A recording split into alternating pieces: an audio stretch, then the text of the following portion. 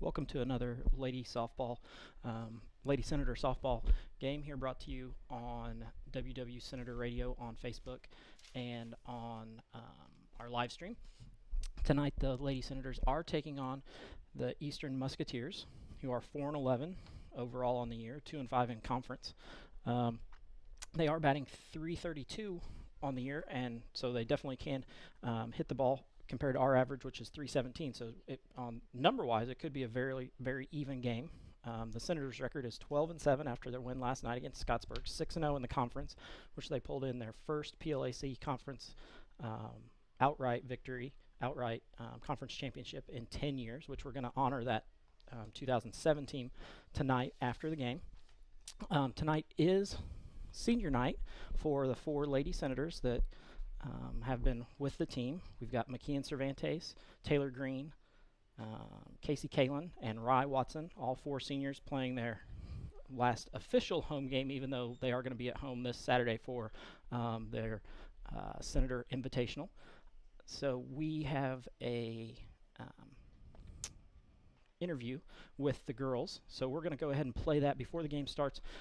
Eastern did just arrive, so we've got a little bit of time before the game actually starts. So we're going to see that interview and hear it. Once again, remember, you can get us on the Facebook app, on the Facebook WW Senator Radio, and on the School Corporation Facebook page, along with my own personal one. And you can find us on live stream at WW Senator Radio. I'm joined by the four seniors on the West Washington softball team, and it is senior night for them tonight, I guess, actually. So we're going to have a quick conversation with them about how they've thought the season has gone, what their expectations are coming up for sectional, and give them a chance to tell their parents, grandparents, families, they they want to thank them for their time. So we're going to start with Rye. Rye, coming into the season, what were your expectations, and have you lived up to them as a team or as an individual? The first game, I mean, I don't know, the competition was. I thought we were gonna, play a better competition than what we did. So like first game, we crushed them. We're like, this season's gonna be pretty good. And there was a few games where there's games we should have won, like against South Central, the game against Trinity, where it kind of, huh? Lanesville, yeah. So I mean, those games in the very early in the season where you're wanting to see how you develop as a team from last year, what you carried over, and ever since those games, I mean, we've been phenomenal. I mean, those games really helped us become more of a team, be for each other, and always give it our all. Because I mean, there's been several games where we've been behind, but we never fail to come back or whatever. So I mean, being a team that never gives up is something we have definitely lived up to, and that's still going to come forth in the postseason as we face Trinity again, who we went 14 innings with. So, I mean, from here on out, it's still going to be a fight, but we won't. We're going to give it our all, and we won't give up. Rye talked about some team expectations. McKeon, individual expectations for yourself. What do you For myself? for yourself? I at the beginning of the season I was hitting real good, and the past years I've not. And this year, first half of the season I was like, yeah, I'm going good. I'm going, we're doing good on hitting, and then all of a sudden I hit one game and it was like bloop, downhill, and I was like, are you kidding me? Come on, we gotta go. Like, this is my senior year. It's the last time. Like, it just, and I'm working myself back up. As seniors, we can't get down on ourselves because we have those girls in the dugout that look at us and, oh, they're down. Well, let's be down too. No, we got to stay positive for our teammates. And I mean, we have these little kids out here, elementary kids out here looking at us. I mean, they look up to us, and we got to stay positive for them too. We can't just stay positive for our team and our coaches, but we got to stay positive for the community and the little kids looking at us. Definitely, definitely. Taylor, I'm going to put you on the spot a little bit. Sure. Transition from Coach Long to Coach Long. Give me some fun stuff that Coach Long has done that maybe you haven't done in the past, or maybe both of them have done in the past, but that you can remember? Well, the first Coach Long, Mike, he was a little harder on us. He made us run and do a lot more other stuff, and if we did bad, he would tell us. But Chris gonna was, see this? but Chris, Not until way after the game, so you're good. Okay, but good. Chris on the other hand, he's like more of like let's go watch a movie, have a cupcake or two, and then Senior prom breakfast. I saw Yes. pictures of that. We do that every prom, year. prom, Every year? We do that every year. Okay. Mike did that with us. Well, also with Mike, he would tell us, he would always keep us like, he would tell the positives and try and put the bad things in a good way. But with Chris, he'll tell us the worst things first in the most possible way. He'll But like then tell he'll you, pick us up. yeah, he'll be like, oh, you really sucked at first base today, so yeah. And then he'll be like, but you had some good hits, and then he'll like bring some positive into there. Well, that's good. That's good. Casey, tell me about you're on the mound a lot. You get a lot of the pressure of the team, on you. Your own individual expectations for yourself, as a pitcher and as a senior both. Well, as being a pitcher, it is a lot of pressure, but I do have full confidence of my team behind me, and I know my personal goal is to just put the ball where they tell me to put it. And if I put it there, I know if they hit it, I know my defense will have my back no matter what. And even if I don't hit my spot and they do hit it, I also know that they'll pick me up when I make a mistake, which is great. I love being on the mound with the defense that we have and our team that we have behind me. And It's not just a great. only when Casey goes, when she loses confidence in herself, it's not just us seniors. I mean, it is the whole team. I mean, you hear the girls out in the outfield, and you hear them in the infield. I mean, I'm sure on the live games you hear Rye over there on third She base. always picking me up. Always Yeah. picking me up. And So, I mean, it's just not us four seniors. I mean, we are honestly a strong team. I mean, you throw anything at us, it may take us a long time to come back, but you best believe we're going to come straight back to you and Yeah. work our hardest to finish the game or And we stay positive. And all of us have talked about how this team is we click, yeah. It's like we fit together so well. Yeah, and we went over stats to compare that. I mean, and it's very obvious. I mean, there's not a girl that we don't like on the team. I mean, Taylor Fouch on the other hand. oh yeah, I mean, I'm just kidding. Punky will be the first one to see it and give me a message for that Yeah, one. So. I mean, anyone. I mean, we pick each other up. We joke around with each other. I mean, that's the livelihood of our team this year. I mean, we hate seeing each other down. We hate seeing people set up for failure. So we try to pick them up And we never ever give up. Like Yeah. we're always, if we're down in a game, we always come back. Even if we lose, we always Like put up a good fight. Borden, even though we lost that game. Yeah, we that put it was down, and then we just excellent. boom. That But it was like at that the was a very good last game. second. Yeah, We could've yeah. picked it up a little We bit. don't give up. We That's a don't. great kind of theme to have as a team. You don't give up, and through your games, you haven't. The Trinity game that was 14 innings, you never gave up. Here's your chance. Give some praise to your families, your parents. Here's your shot to tell them what it means. I want to thank my whole family actually, my brothers, my mom and dad. I know my brothers, they don't come to every game, but they never fail to tell me to call me, ask me how it went. So I thank you for that. There are not enough words in this world to, give you the praise that you deserve. I also thank my grandparents for, always coming and supporting me. Even on my worst days, they're like, "Good job, sis." And also my coaches. Oh Lord. Rye breaking down a little Yeah. bit. Okay, no, we can't do this. The tough girl on the team breaking down a little bit. Okay, I want to thank my parents, my and my family, my whole family.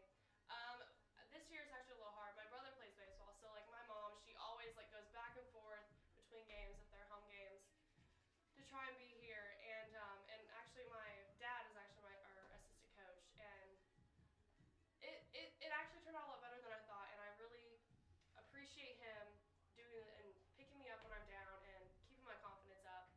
And it's actually, he told me that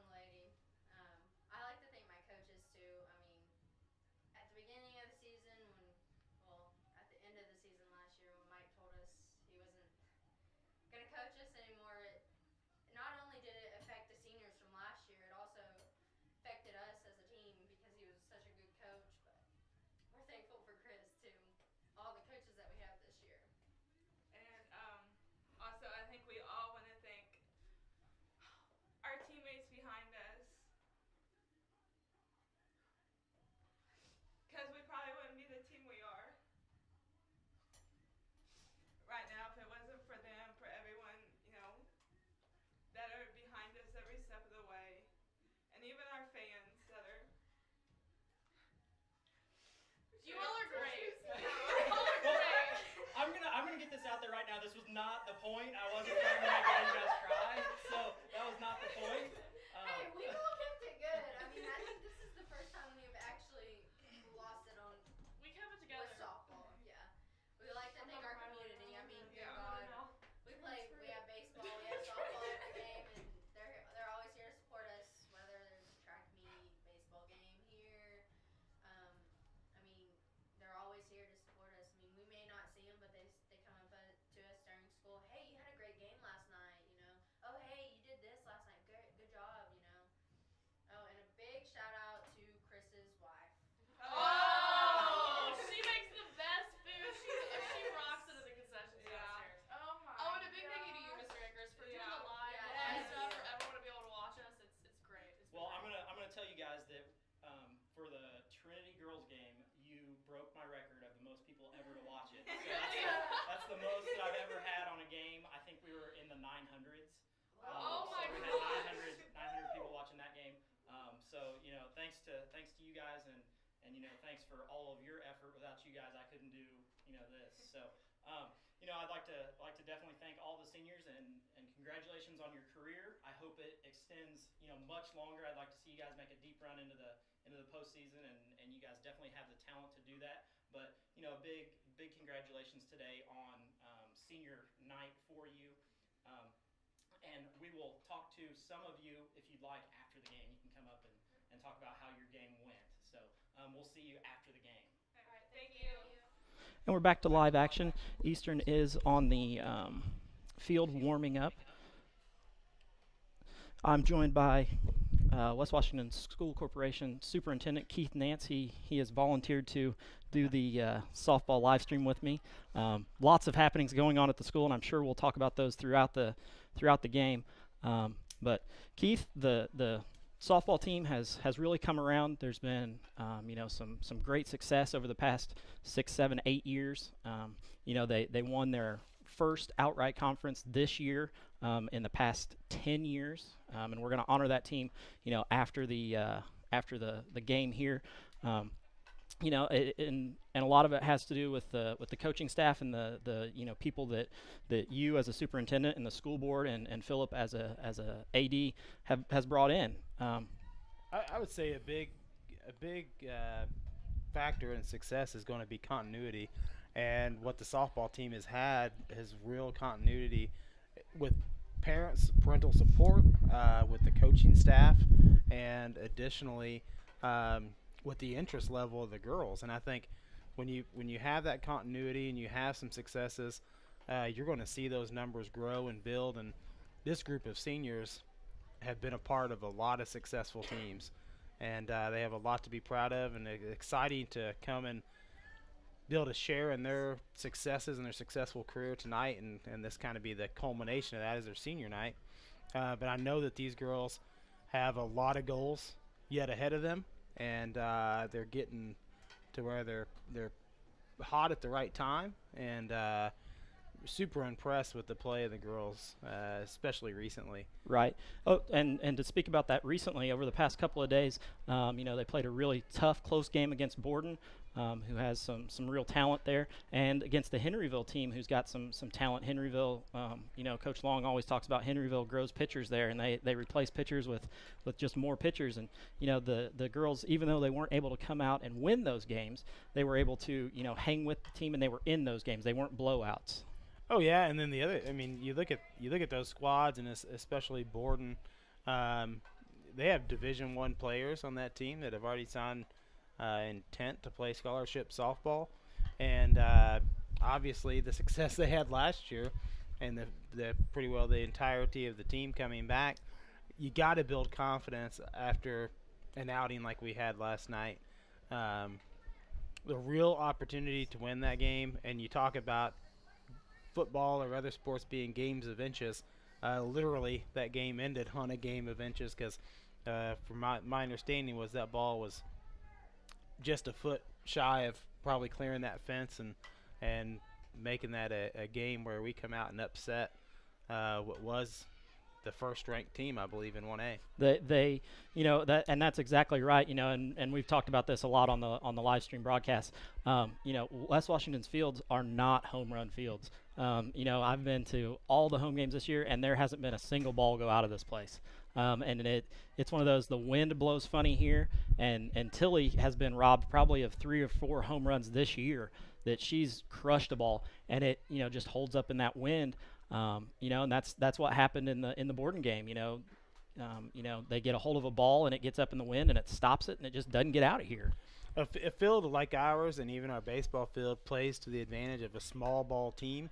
A great defensive team with a great pitching and the ability to take advantage of squeeze plays and bunting and moving around the bases is really what we have. And some years that played in our favor. More recently, we seem to have more pop in our bats, and it kind of stinks for the girls. And you have a windy day, and the wind's cutting right through center field, right in your face. And you certainly got to have a lot of power to put them out and clear our fence on most days. Yeah, and it's not just us. I mean, other teams come in and they've had some big hitters, and there hadn't been a ball go out of here. So, definitely not a home run hitter's ballpark. And like you said, it is a small ball, type of field here because of how you, have to drive the ball to get it out. Now in practice, I've seen all of our girls, get a hold of them and drive them out, but it just hasn't been able to happen in a game. Well, and typically in the evening too, the wind picks up.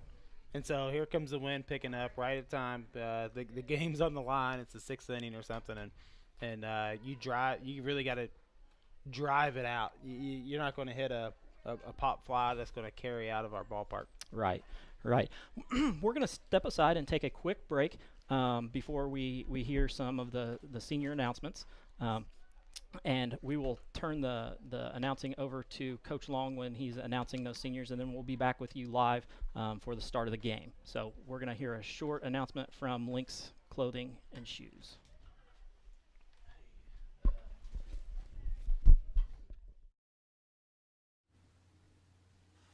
Lynx Clothing and Shoes, located on the north side of the Salem Square, will be open from 6 to 10 for Friday night on the square. Stop in and see their selection of products, including Under Armour, Sperry's, and Skechers. They also carry all the local high school sports apparel. Lynx can also design something for you if you are wanting a custom look.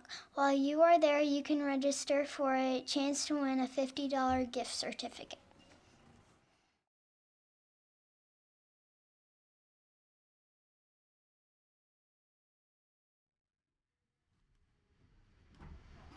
Let me see if everybody's ready over there.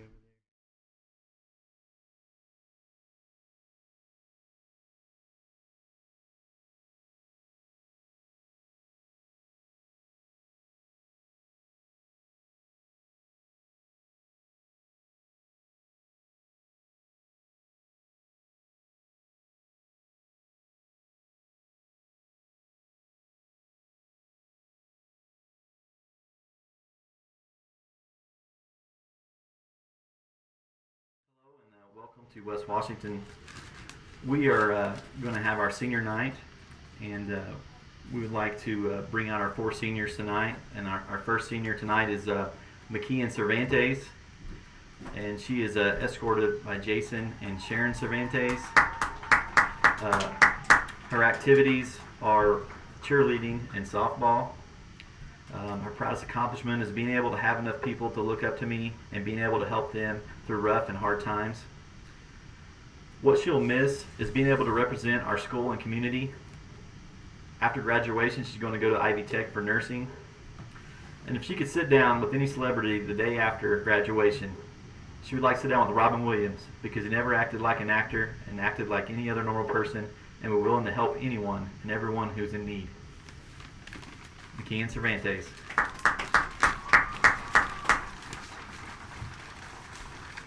Our next senior is Taylor Green. She's escorted by Mary Green. Her activities are volleyball, Spirit Club, and Impact Club. One of her proudest accomplishments is with Impact Club on being able to go down and help out in Puerto Rico.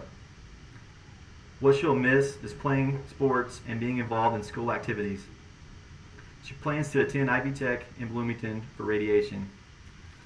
The same question was asked to her about who she would sit down with for dinner the day after graduation, and she chose Chuck Norris because it's Chuck Norris.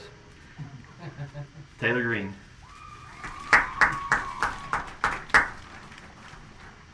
Our next senior is Ryanna Watson.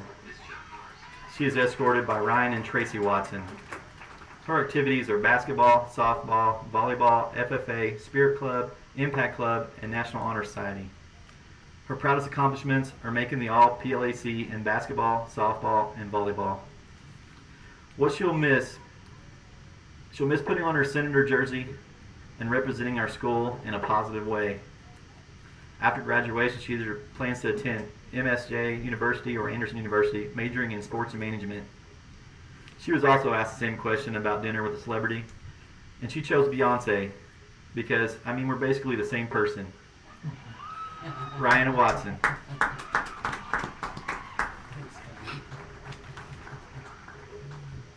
Our next senior is Casey Kalen. She's been escorted by Sylvester and Tanya Kalen. Her activities are cross country, Impact Club, and Spirit Club.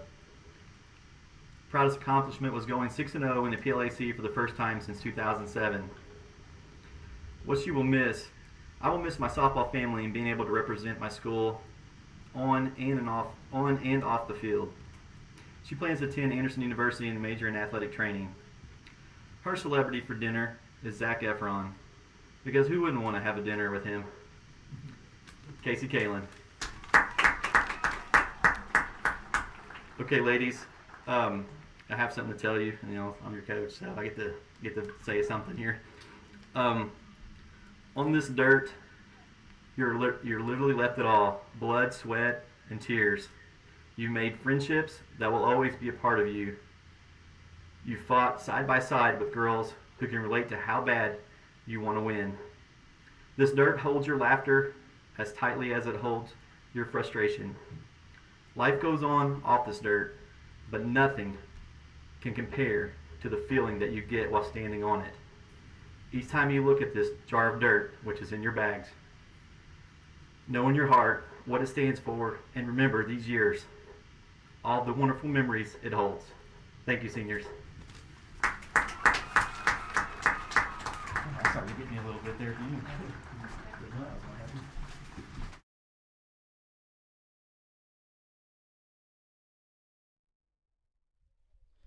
We're back to live action here, just honoring the seniors, and as you can see out there in the circle, the 4 seniors are giving each other hugs and congratulating each other along with their parents.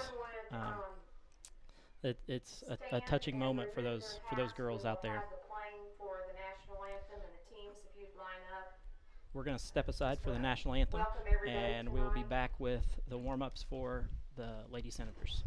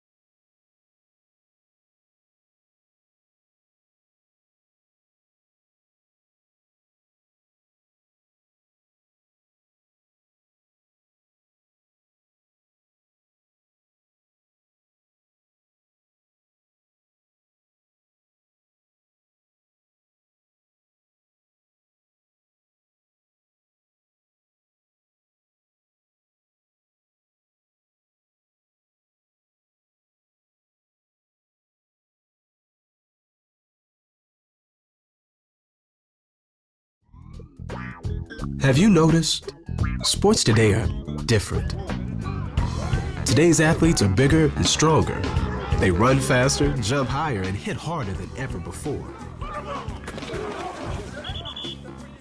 But there is one thing that hasn't changed about sports, and that's the importance of practicing sportsmanship. At the Indiana High School Athletic Association, we like to remind you that winning isn't everything. The way you play matters, and a true champion plays the game with respect.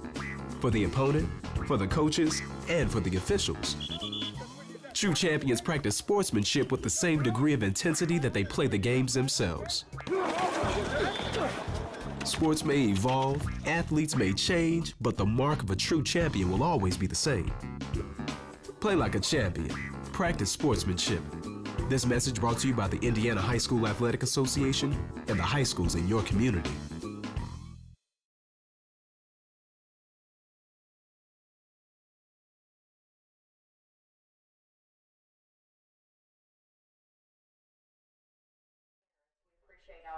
And we're back to live Senator softball action here. The Lady Senators are getting ready to take the field. Tonight we're going to see Casey Kalin, the senior, in her 11th start of the career of her senior season. Sorry about that. She has pitched 68 innings, faced 302 batters, allowed 58 hits, 29 runs. Only 12 of those earned, though. Has hit 9 batters, 14 bases on balls, 76 Ks. So she is striking out the girls that are up there. And a 1.24 ERA. Coach Long, definitely talked to me earlier about how she didn't give up a single run in conference games this year. Wow. Yeah. And, that goes a long way to a 6-0 conference season, of course. One thing I've heard Coach Long speak to is that Casey really has the ability to throw all the pitches in a fast pitch softball pitcher's arsenal, and that's a big deal when you can go up with the full deck of cards, so to speak, and be able to deal them out. And it's 76 strikeouts when you're facing just over 300 batters. That's pretty impressive. Yeah, that's really impressive. And Andy, who came in before, has worked with Casey on her pitching, and according to him, she's got 7 legit different pitches that she can throw. Wow. And most major league baseball pitchers, they have 3, maybe 4, but Casey has 7. So it's she can really mix it up and make it interesting on the girls in the batter's box. The one thing I've always said is, with fast pitch softball, the reaction time is from a batter's perspective. When you're just 40, 45 feet from the pitcher's mound, and if you're throwing a 60, 65 mile an hour fastball, that's got to be equivalent to a 90 mile an hour baseball pitch coming from 60 feet away. And Coach Long has said throughout the year that when Casey's throwing well, she'll get ahead of batters early, and then she's able to waste a couple of pitches, and those batters chase that ball that's unhittable. You can't hit that ball, and she's got it figured out that she can throw it far enough outside to where they can't get to it, which makes her such a dominant pitcher. Yeah, definitely. The name of the game when you're pitching is control, and if you got that kind of control when you're up there on the mound, you got to gain confidence with every pitch. And not to take anything away from Casey, but when Casey comes out of the game, in comes Cora Miller, who's the exact same type of pitcher. She may not have as many pitches as Casey, but if you look at their stats side by side, it's almost identical. Wow. Lady Senators, Casey Kalin's got the circle tonight. I'm extremely excited about next week, being able to have the opportunity to host another sectional. And that's a great thing. I know you've done a lot to get lights here and things which allow us to, host sectional. And not only are we hosting girls softball sectional, but we're also hosting boys baseball sectional. Yeah, next week's going to be a busy week for us with both the softball and baseball sectional going on, and then graduation, and it's a full plate for sure. It's like a whirlwind these last couple weeks.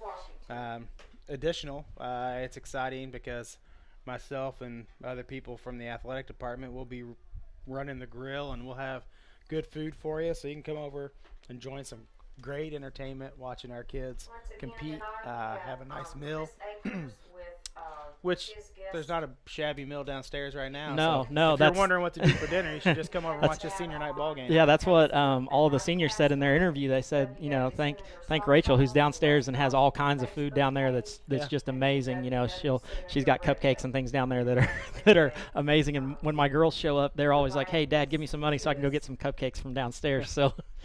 It doesn't show up on your Google's map, but we got a pretty good restaurant right here every time we have an athletic event. So definitely. If you're in town, you should just stop by and get your dinner here.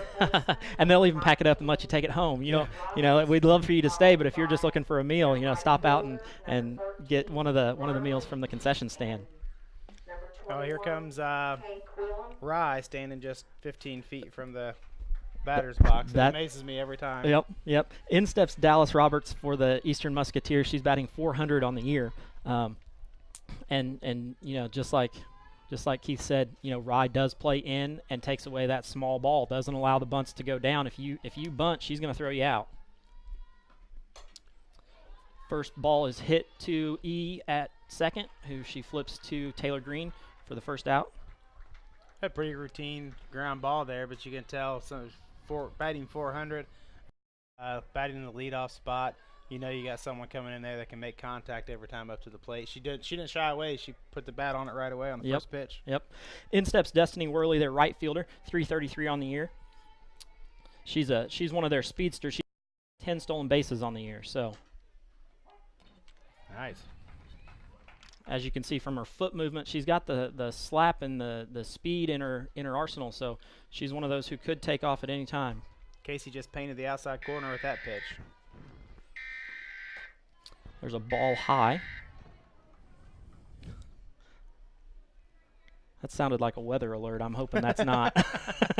Yeah, it's my weather app going off. It looks like north of Campbellsburg there. There looks like there's some showers, but I look right out to center field and I see clear skies, so we'll keep our fingers crossed. Yeah. Casey's ahead in this one. No, switch that back. Behind in this one, 2 balls and 1 strike. 1 out in the top of the first. There's a foul ball off to the third base side, so evens the count at 2-2. Casey is one of those pitchers who, if you're going to get to her, you're going to have to get to her early. You're going to have to get her in the first or second inning, because after that, you can pretty much shut it down. You can tell with every pitch she gets a little more confident, and that pitch again, she was painting the outside corner, kind of forced her to swing at a ball she probably didn't want to. There's a ball to Rye, who is standing 15, 20 feet down the line, is able to retire Destiny Worley at first. In comes Casey Quinlan, who's their third batter, number 21. Now get this, Mr. Nance, 455 on the year. Holy cow. Yeah. So, definitely their best hitter on their team at 455. It's an off-speed pitch for strike 1. Kind of brought it inside, put it on her hands. Makes it hard to gain any power if you can keep it inside on a big hitter like this. Well, she's way up now with the 0-2 count. And this is what we were talking about earlier, where she's got to waste a pitch here. Throw one that Quinlan can't get to. Yeah, make her chase him.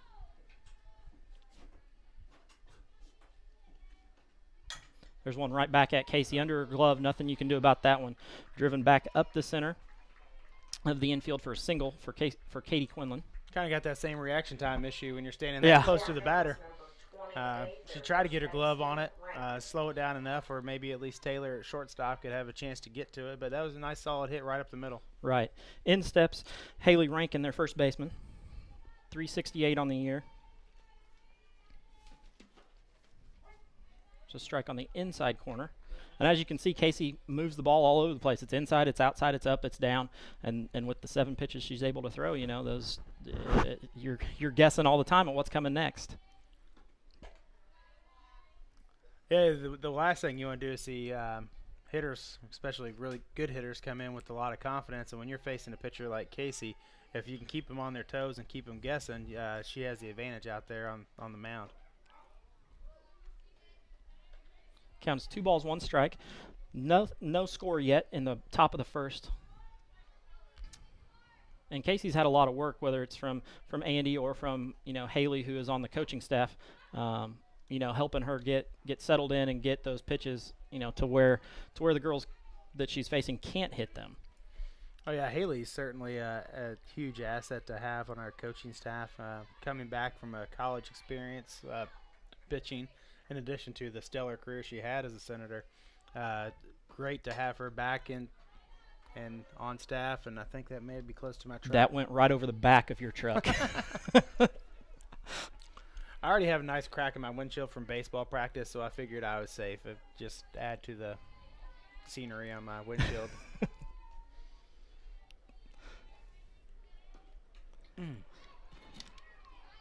Comes too far inside on that one.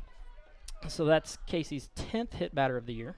Up to bat now is their DP, number 27. We've got runners on first and second. In comes Reagan Weatherford, their designated player. And as you see, Tilly does a great job here, goes out, settles Casey down just a little bit. Tilly also knows that, if you're going to get to Casey, you're going to get to her in the first inning. So, work her through this inning, make sure that she gets out of here with no runs on the board, and let her settle in. Ooh, nice. Nice inside pitch. He's being generous with the corners, which is good when you're a pitcher that can hit those corners. You like a umpire that's going to make people in the box hit the ball. So it's a good call. We've got quite a few people who have joined us out there on our Facebook app. Kevin Punky Fouch has joined, which means he's probably in Chattanooga still, hasn't made it back yet. Coach Nance said you better get back because you're in charge of the fireworks. So make sure you're back for Saturday for the carnival. And then we've got Beth Bousman and Kevin Struther all out there watching the senior night. I game think for the Beth girls. and Kevin are out there watching the football at the same time, so they're getting a little double dose of double center dose action. of watching. And that's the nice thing about streaming the games. Even if you're here, and you're not physically at the softball game, you can watch it because there's football going on. There some nights there's baseball going on. So a lot of stuff going on here at school at one night, and you can kind of catch multiples, when you're at the school. I know that there are some athletic departments that they get concerned about broadcasting the games, and will that affect your attendance? And I think our philosophy has been deliver our product to as many people and as many eyes and make it as convenient as possible. So, there's tons of people here supporting the girls tonight. I don't think it's affected our attendance one bit. If anything, it's allowed others to keep up and monitor and see and get back involved when maybe they wouldn't have the opportunity to otherwise, whether it's a homebound person or a person who's moved out of state. How neat would it be to tune in and watch the girls play Just want to remind their senior everybody. night Well, action? and that's what's funny about it. I did the girls sectional game, and we had former West Washington students who are overseas in, I believe they were in Scotland, who chimed in and we're watching from Scotland the sectional final game. So it's not it's not to take away from the people who are here, but it's able to get it to the people who are not able to get here, or the family members who are away. Allowing everybody to be able to see their kids, grandkids is what it's all about. Was that our Globe-Trotting Senator alumni, Shelby Springer? That was. Yeah. That was. She hasn't tuned into the softball game that I've caught yet, but I'm sure she's out there watching, whether she's chiming in with talking or not. But I found it amusing.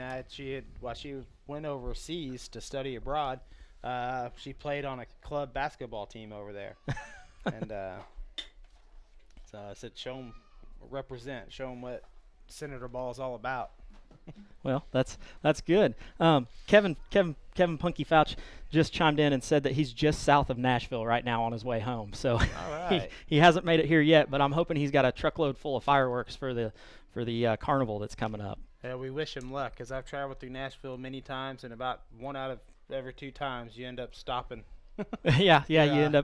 end up getting stuck behind a wreck or something, and you never can make it through Nashville without problems. With our shortstop, number 18, Taylor Fouch. We've got a 0-0 score going into the bottom of the first inning. Taylor Fouch comes up to bat, which is Punky's daughter. She's batting .333 on the year with 9 RBIs, 4 stolen bases, and as a freshman playing shortstop on a pretty good team here. So that's saying something for her. She is going to face the Lady Musketeers ace pitcher Albertson. First pitch is outside.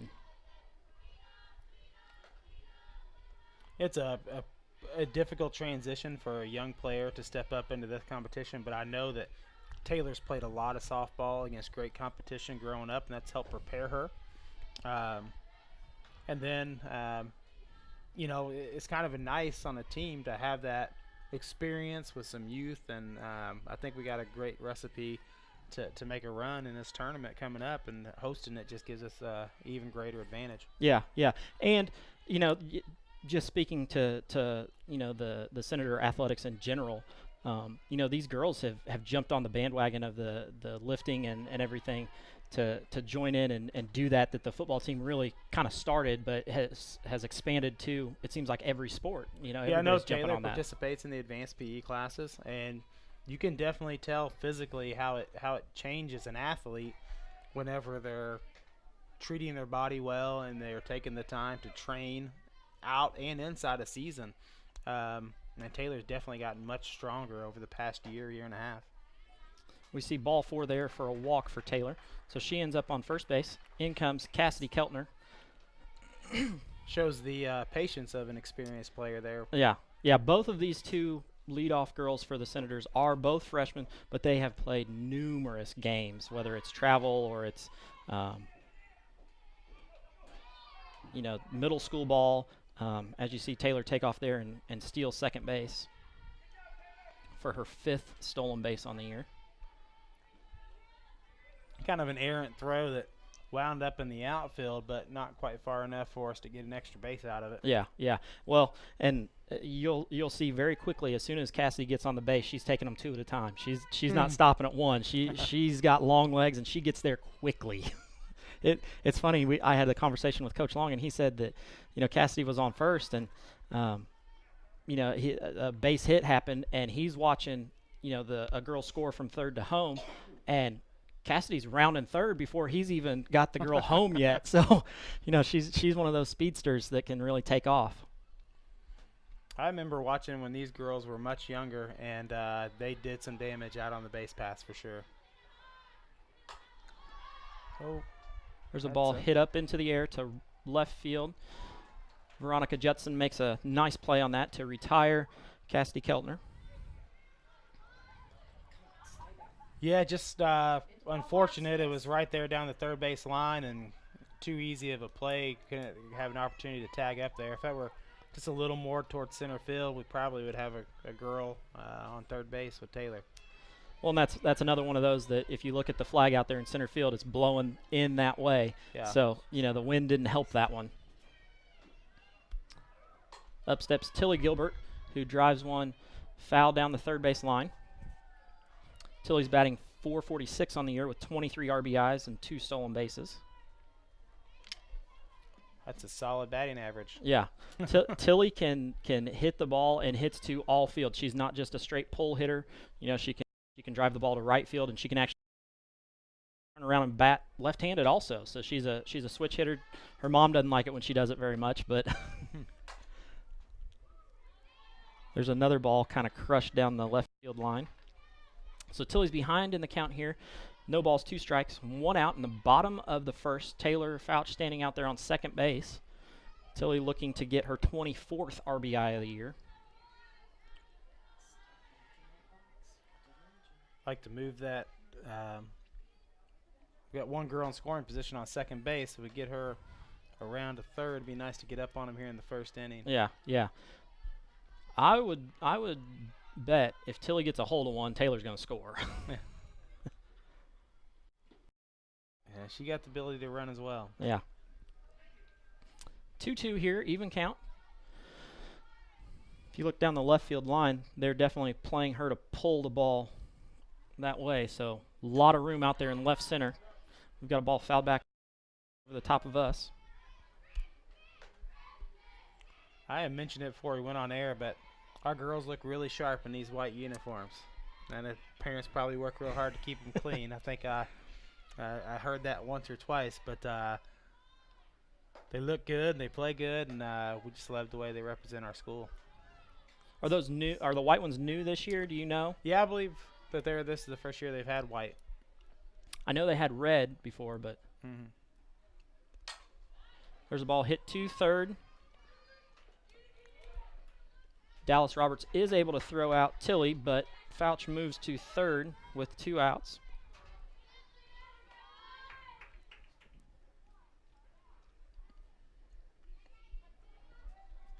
At batting now is our third baseman. Third baseman Rye Watson, one of the seniors, comes up to bat, batting .293 on the year, 13 RBIs, 5 stolen bases.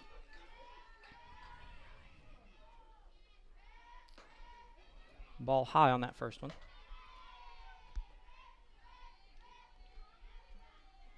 I don't know if you guys at home can hear it, but, you know, we've got quite a cheer block in the dugout along with the ones in the stands. And then all of you at home watching can see the outfield is just lined with cars and vans and stuff, people sitting in their the back of their vehicles out there. So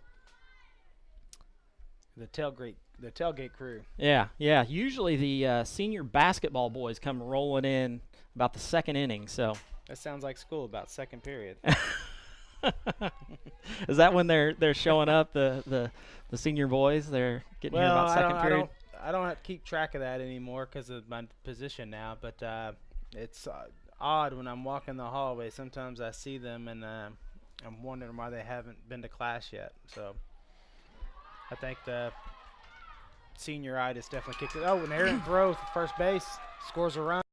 Rod moves on to second. Rod going to third. A costly throwing error for the Musketeers. Not only did not get the out, but we scored a run and moved all the way around to third base on the errant throw. Yeah, so we're going to give an error to the third baseman there, Dallas Roberts. Rye advances to third on that. The Lady Senators are up now 1-0 in the bottom of the first. In comes Casey Kalin, 369 on the year. Hits the ball to short. Angel Campbell fields it. Throws across, a close one, and is able to retire the side there. We're going to step aside and hear a short message from Sinkhole Showstocks, and we'll be back with live Senator action going into the top of the second.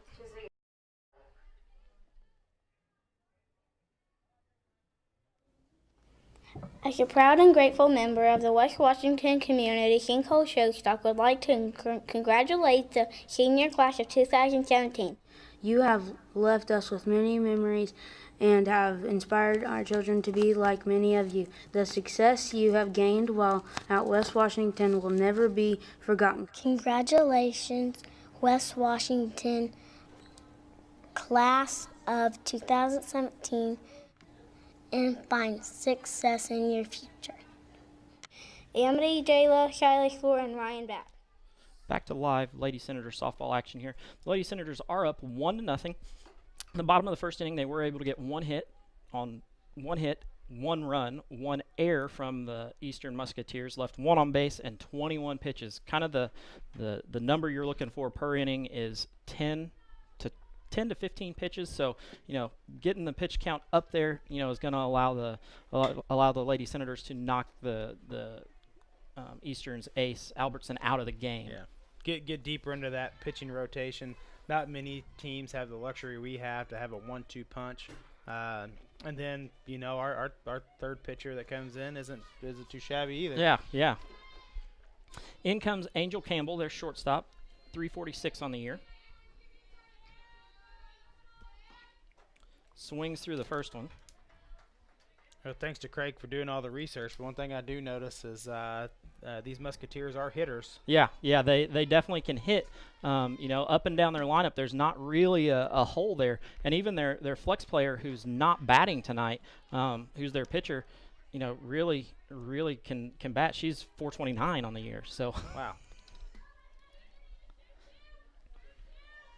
Yeah, you mentioned earlier about the noise coming from our dugout. I think that's another sign of a really successful program with continuity. We have enough to field a JV team, and the lights allow us to be able to play more of those games.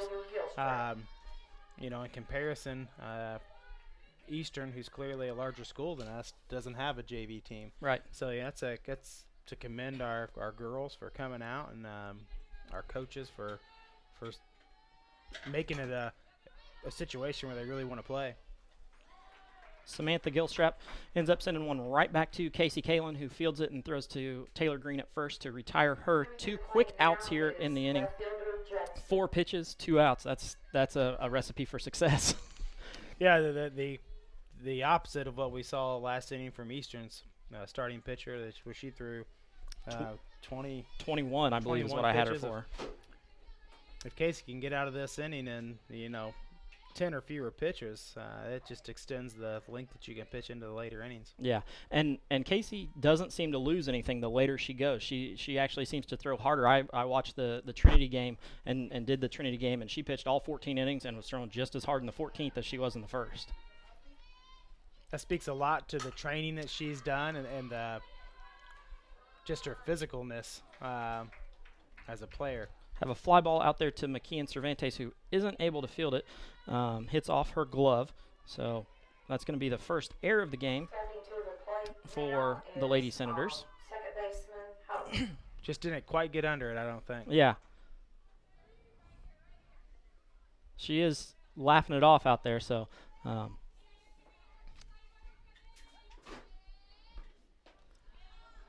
in comes Carrie Hoke, their second baseman. Does Tilly ever fire it down first base after some of these? Yes. I was gonna say, be ready. I It'll just come. Notice the runner on first base for the Musketeers just got a little healthy lead after the pitch, and It doesn't take much for Tilly to fire one down there. she's got some great confidence in her first and third baseman. She's not afraid to really wing it down that way. Taylor is just your perfect prototypical first baseman with the length and ranginess that she possesses too. Exactly. I was kidding her when they were in here for their interview. She sat down in one of the chairs that we're in that was raised up really high, and McKeon sat down in one that was really low right beside her. And McKeon said, "I look like a midget next to you." And I said, "Well, one, you picked the wrong chair, and two, you need to pull the lever on Taylor's and shrink her down some, and pull it on yours and raise you up some." Yeah. So, Casey was able to strike out 2 in that inning, so that gives her 3 on the game.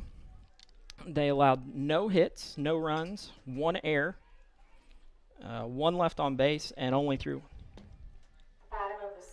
8 pitches. So that's a good recipe for success there. Keith, talk to me a little bit about the activities that are going on this Saturday out here. What all's going on? Saturday is an exciting time. We would last through a few years. I think this is our 4th year of doing our spring carnival. And it's just grown every year. So it's something that we love to do as a culminating activity just to celebrate all the hard work that everyone's put in. Come out and just enjoy fellowship and have a good time. There'll be good food. We've added some softball and baseball games to pick up the entertainment. The Senator Grill will be in full swing. So, there'll be tenderloins, there'll be chicken sandwiches and brats and anything you can think of, and also your traditional fair food. You'll have cotton candy and popcorn and sweet treats and all kinds of stuff. So make sure you come out here. This is for all. This isn't just for our students. It's not just for our staff. It's for any community members. If you got, I like to bring my nieces and nephews out, and it's just a fun time to have with our community. Bounce houses for the little kids, and nice hard shot up to the shortstop, just didn't quite make it through. McKeon, who is our flex player, does bat for Nicole Pittman, who is our DP. So she did ground out to the shortstop, Angel Campbell, who threw her out at first. Probably doing that to get McKeon an at bat there. She is one of the seniors on the team. Cora Miller hits one back up over the pitcher's head, who's not able to field it. Yeah, good enough for a single. Cora moves pretty well, too, down the line. Yeah.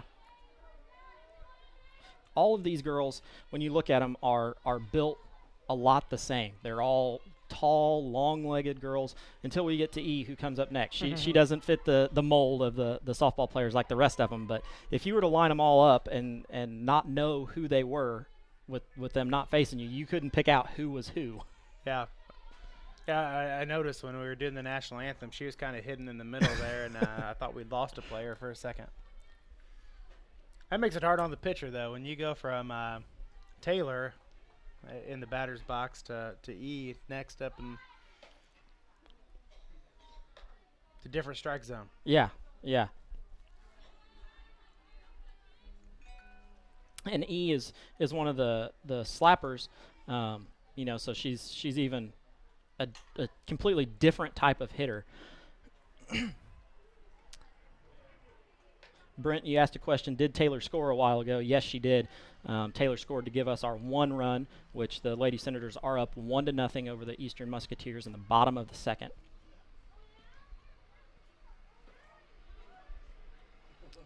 I hear that all the time whenever the radio, they say you can't announce the score enough. If I just tuned in and I missed it, I don't know what's going on, you know. That's one of those that for the live stream during basketball season, at least, I have a camera that's just dedicated to the scoreboard so that anybody who's watching can always see the score. Second baseman Elizabeth Halls. Taylor Green picks up a walk there to put her on first, which then advances Miller to second. That was a nice patient at bat, too. She fouled some off and was selective in the pitch she was going to swing at. E squares to bunt, pulls it back, and takes a called strike on the first one. I'll say the umpire's been very consistent. You know, he's giving the pitchers those corners. So as a batter, you got to go up there and be aggressive. There's a bunt dropped down by E to advance the runners there. So she's going to get a sacrifice there to score to move the runners around. Yeah, that was a well-placed bunt, and not only a sacrifice, but it was a close play within a step of being a base hit. So in comes Taylor Fouch, who in the first inning got a base on balls. So no official at-bats today yet. There's a called strike on the outside corner. Keith, you get a whole different viewpoint from up here. Yeah. As compared to being in the outfield or along, one of the bleachers on the side. You can really see where those balls go. Yeah, I can see that.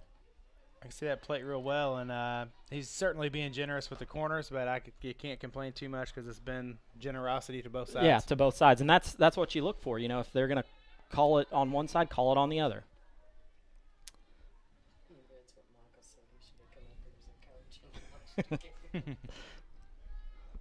Mr. Burns' wife has just signed on and is watching us out there.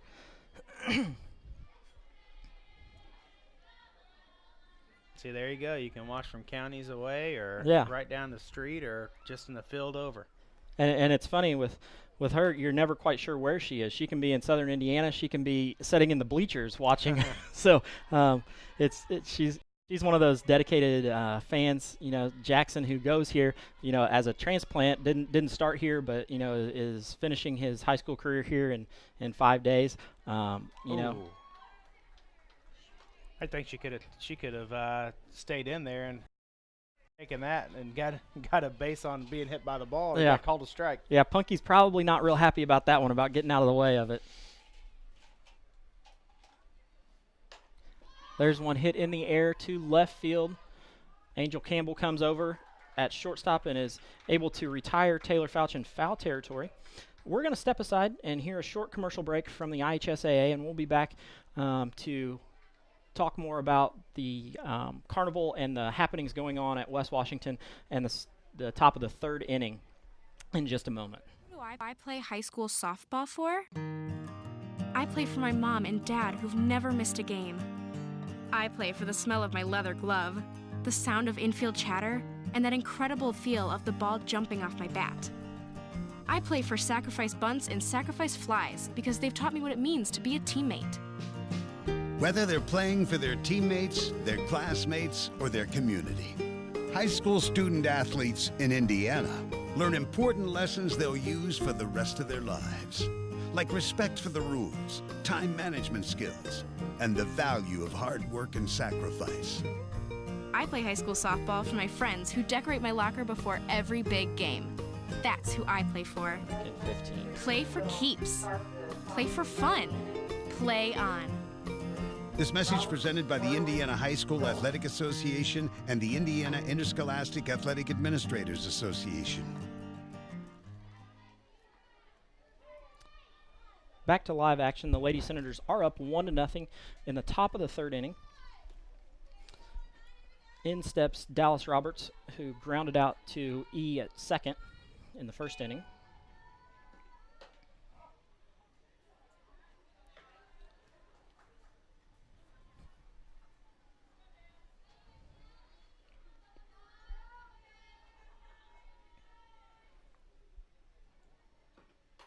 There's a ball straight back over the top of us. both teams have kind of missed some opportunities as far as getting some runs across the plate. Last inning, straining 2, one on second, one on third base. Not the way you'd like to end an inning, but you certainly optimistic as the game wears on that we're getting the beat on their pitcher. And just like I mentioned, in rolls the senior basketball boys out into left field, right behind Cora Miller out there. Got here a little bit later than normal, but are still here on time, according to them.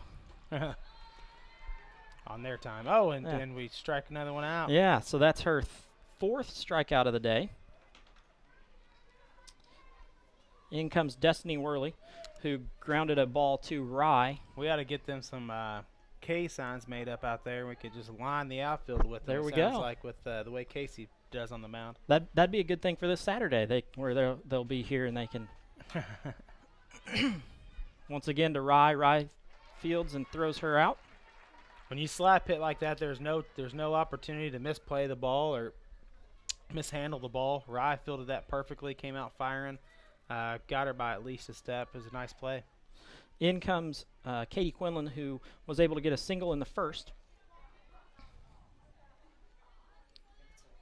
Once again, nobody on base. Lady Senators are up 1-0 in the top of the third. There's a strike on the inside quarter. She does not put it out over the plate. She does a good No, job of making it hard for hitters. Yep, that's the one thing when Casey gets in trouble, she catches too much of the plate. She's gotten in trouble a couple of times in the early parts of the game where she's caught too much of the plate and somebody's been able to drive one, out into the outfield somewhere. But once she settles in, there's not much of the plate being caught. She's being stingy tonight for sure. Ahead in the count, 1 ball, 2 strikes here, 2 outs in the top of the third. The Lady Senators are up 1-0.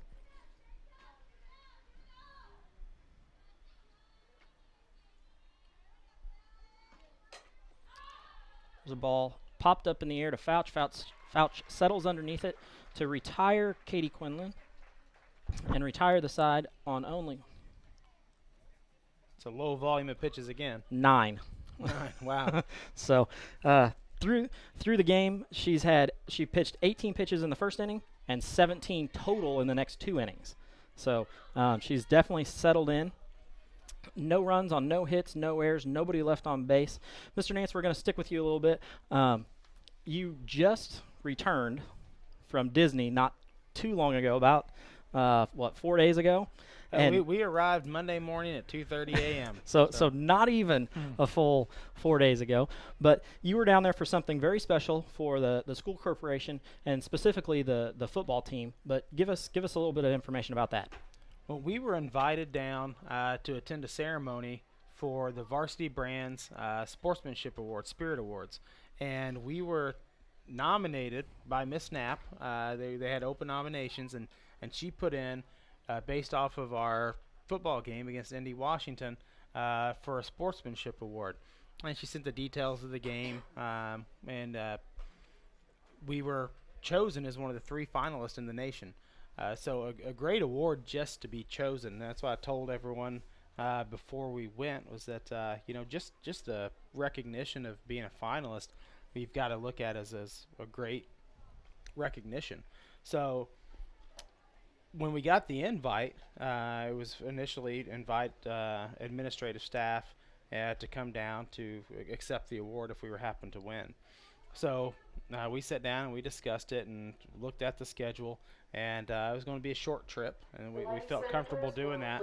So we went down, and we got word a couple weeks prior to the trip that there were more available spots and that we could bring more of the staff if we wanted to, of the football coaching staff.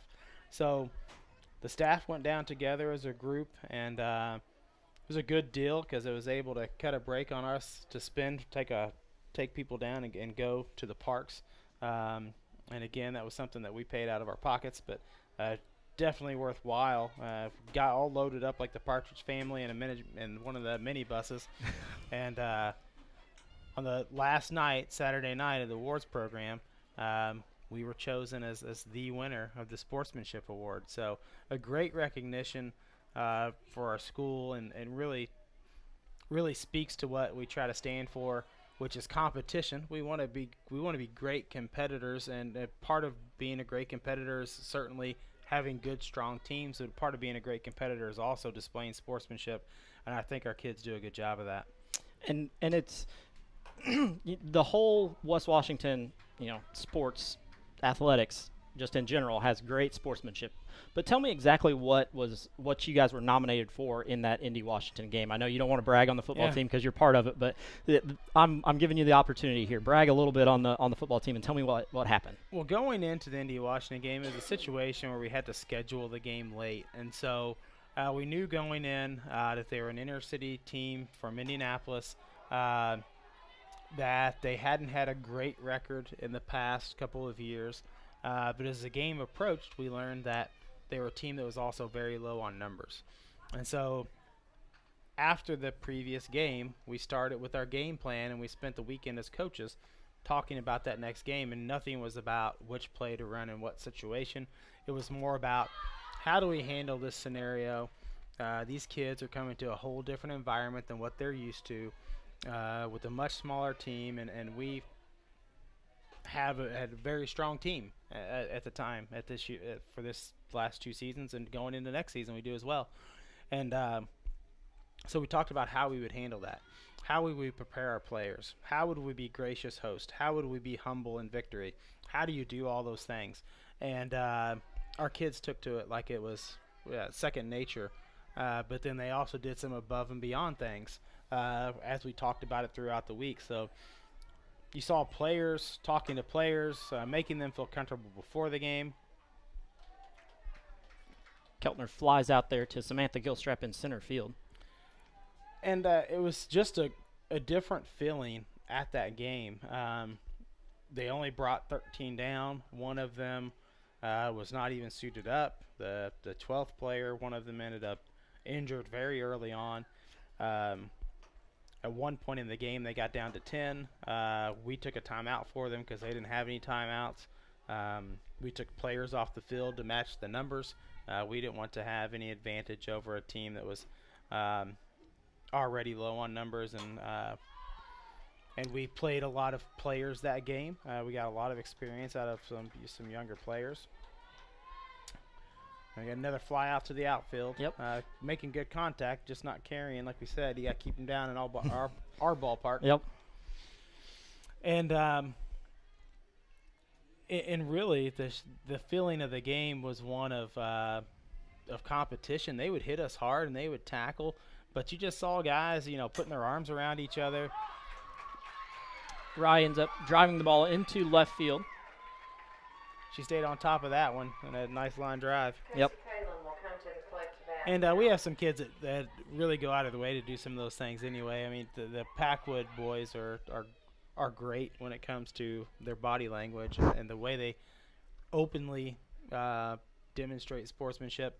But some of the other guys coming out of their shell and doing those things as well, and patting them on the back, and our fans, it was just amazing. They didn't have very many people travel to watch them. Half of our student section went over there and created a cheer block for them. Before the game, for all of our opposing teams, we always leave a gift basket out for the opposing coaches in their locker room, so they feel comfortable with drinks and candy and sunflower seeds and other things. Just trying to be gracious hosts, and fed them after the game and had some time to fellowship with the players and the coaches after the game, as they had a long trip to make back home. So, and that's what it takes to be great sportsmen, whether you guys realize it or not. And that extends from the football team to the basketball teams and the softball teams. It's kind of the expected thing from them now. So, to be good sportsmen. Yeah. We're going to step aside and hear a commercial from Lynx Clothing and Shoes. We'll be back for the top of the fourth action here, where the Lady Senators are leading 1-0 over the Eastern Musketeers. Lynx Clothing and Shoes would like to congratulate all the local high school seniors on their upcoming graduation. These seniors have made lots of memories and have left big shoes to fill. Lynx has been able to be a part of many of these memories. Thank you for all the hard work and the best of luck in your future endeavors.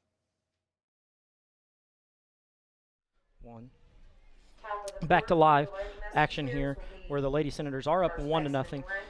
Keith just said it'd be nice to see some of those hits drop in and score some of these runs. You know, we are hitting the ball. We've got hits in each inning. We just haven't been able to push anybody across the plate yet. We've left 4 on base so far through just 3 innings. And you feel confident with Casey with her control and the way she's pitching right now, but a 1-0 lead isn't never enough cushion for a parent or a coach, or so extremely still a tight game, and you guys see a girl's got to come out and compete all the way through. Yeah, it'd definitely be nice to have a 4 or 5 run lead here. We just haven't got the hits put together yet. So in comes Haley Rankin, who's batting .368 on the year. Was hit by a pitch in the first inning. Pops that one up. Tilly goes out. Nice play. To make a catch in foul territory. So Rankin then fouls out to our catcher, Tilly Gilbert, whose mom is beside us and announces the game. But Tilly is one of those non-prototypical softball players who can play multiple positions and play all over the field, and has kind of been settled into the catching position. She is a great shortstop. She's played some there. She could play third, but Rye has that kind of settled in there. So where Tilly fits on this team is that catcher. She's got a diverse skill set, and then one of the greatest skills that I say that she has, or gifts, is her gift of leadership. And you want someone behind the plate that can take control and be that leader. As much as the pitcher, the catcher is definitely a captain of the defensive unit out there. And look at her frame that pitch up. Yep, that's something that Tilly does really well, is frame pitches. And for those of you at home who don't know what framing a pitch is holding it there so that the umpire can see where it actually crossed the plate. And Tilly does a great job of that, and can even bring some pitches in from the outside in, to cover the plate, by twisting her wrist just a little bit to bring that pitch in, and help little sleight of hand, a little help for the umpire there from the catcher. Nothing wrong with that.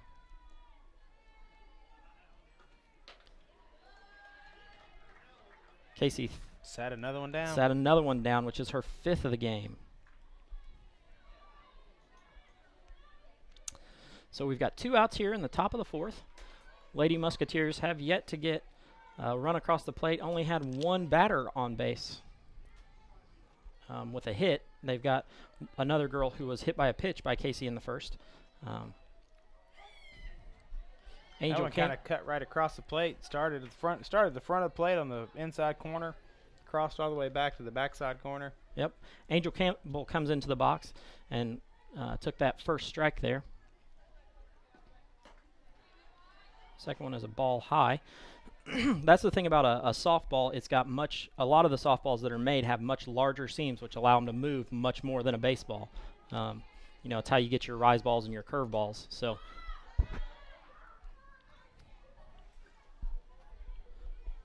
that ball is fouled back, out of play. It's funny, when I look down there, I see a lot of the players from the 2007 team sitting down there. Yeah, it's nice to see them come out and support, and also see them recognized. I think it's one thing that we do a good job of, is celebrating the present as we're being successful, but also recognizing the past, and know that you don't get here just off of your own merit. There are people that help lay the groundwork for a successful program, and these ladies that are in attendance tonight certainly did that.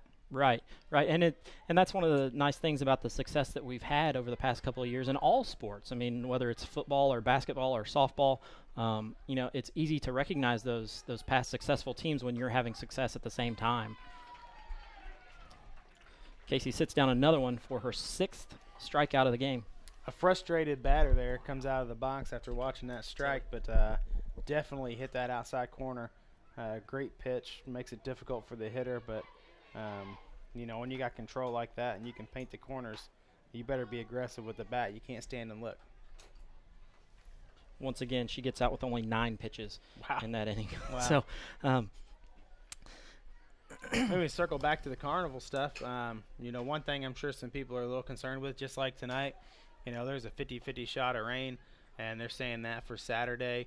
We got a backup plan. We got a beautiful gym there in the front that we can fit all of our bounce houses in. We're going to do all the music portion inside. So we do have Building Nations Band out of Mitchell. They're going to be here, be our main event band. And then additionally, we'll have some performances from choirs and our bands alike, and some student bands. I know Lane Nice, I'm excited to see him come out and rock his guitar like he does at the basketball games. With his picking his hair and all.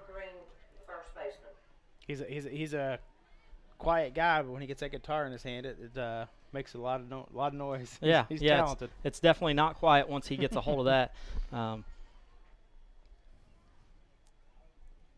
Lady Senators are still up 1-0 going into the bottom of the 4th inning here.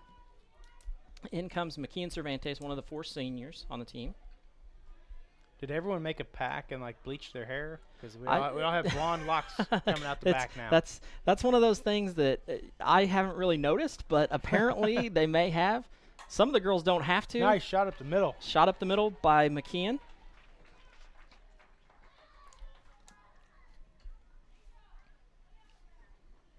In comes Cora Miller. Some of the girls have natural blonde hair, but then others of them are dyeing it. So, you know, I don't know. Maybe sectional they'll all come out with blue and red. I mean, who knows? It may be a girl version of the mullet that came out on the football team. So I noticed some of the girls have stars on the back of their helmet. Is that, we know what that's for, or recognition of? They earn stars for different things.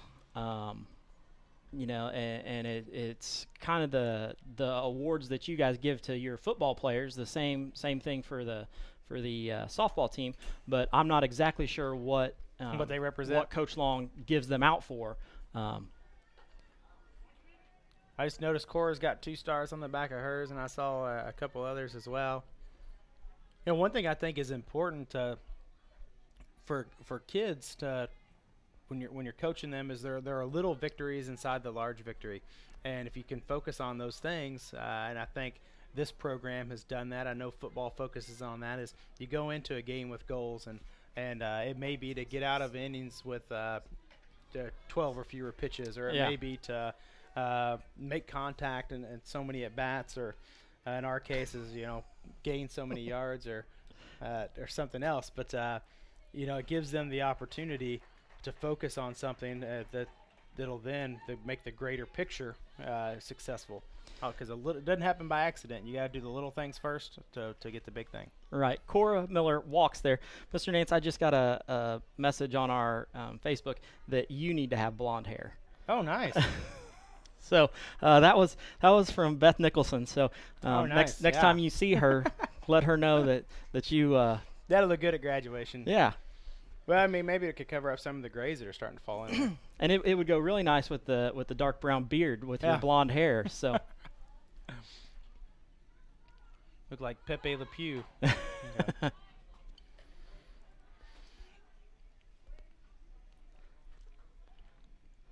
You like the looks of this inning. We've got 2 on, first and second, 0 outs. I think some of the earlier innings where we forced their pitcher to throw a lot of pitches, maybe starting to take its toll. Yep. They do have a second pitcher that they throw. She is, I believe, just a freshman, so it wouldn't surprise me to see them bring her in. You know, she has 11 appearances where Elizabeth Albertson has 14, so they're, you know, both of them are ones who can pitch. Taylor pops the ball up on the infield. Carrie Hoke is able to retire Taylor Green. Up to the plate now, second baseman Elizabeth Halls. E comes up, who hit a ball to the shortstop in the second inning. and was thrown out at first. So only one down here, so this is where her slapping ability comes in. Foul ball. That almost looked like it caught her on the heel because it came out at a kind of weird angle once she had hit it. So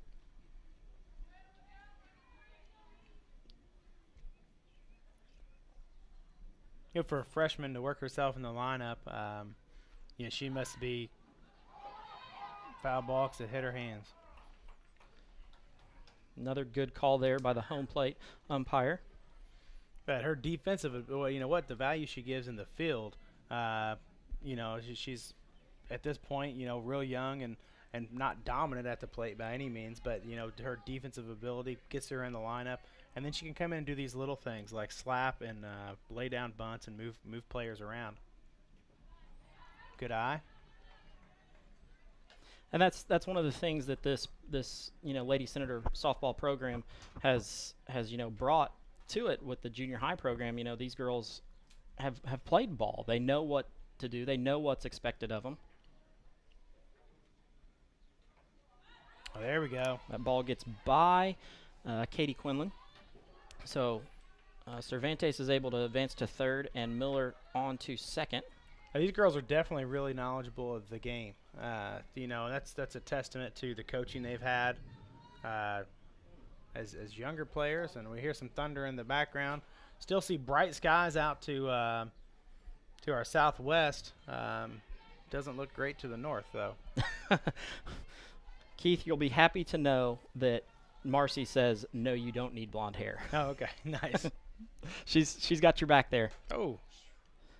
That's inside. Backed her off the plate there, didn't she? Don't think that was intentional, though, because it put her on first base. Yeah, bases are loaded now for Taylor Fouch. Punky's out there watching on his way home. She's got bases loaded. Now's the time for her to get a hold of one.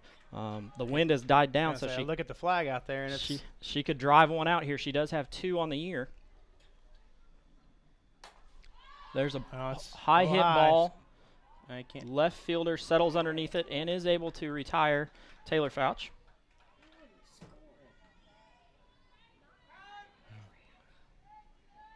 Coach Long is telling her about it. I think he expected her to tag up and get in on that one.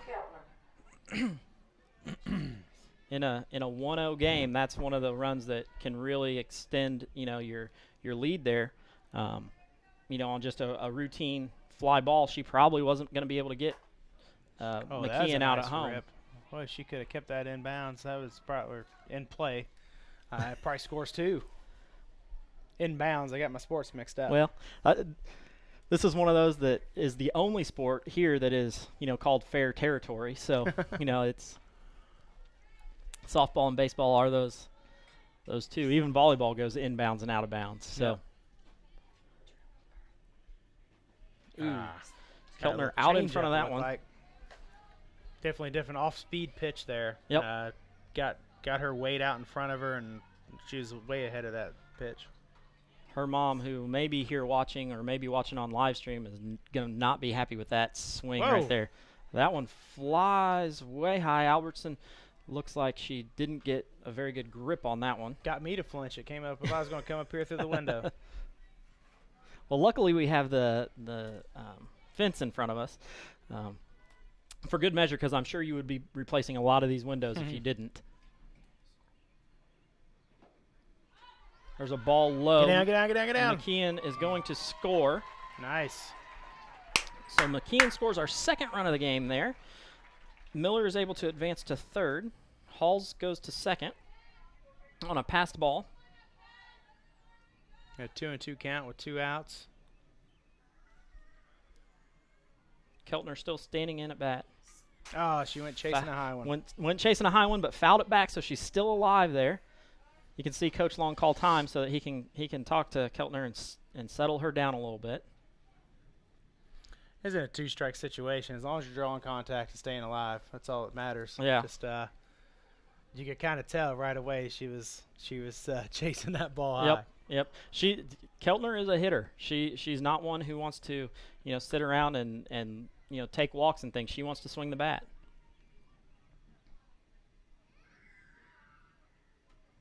out in front of that one.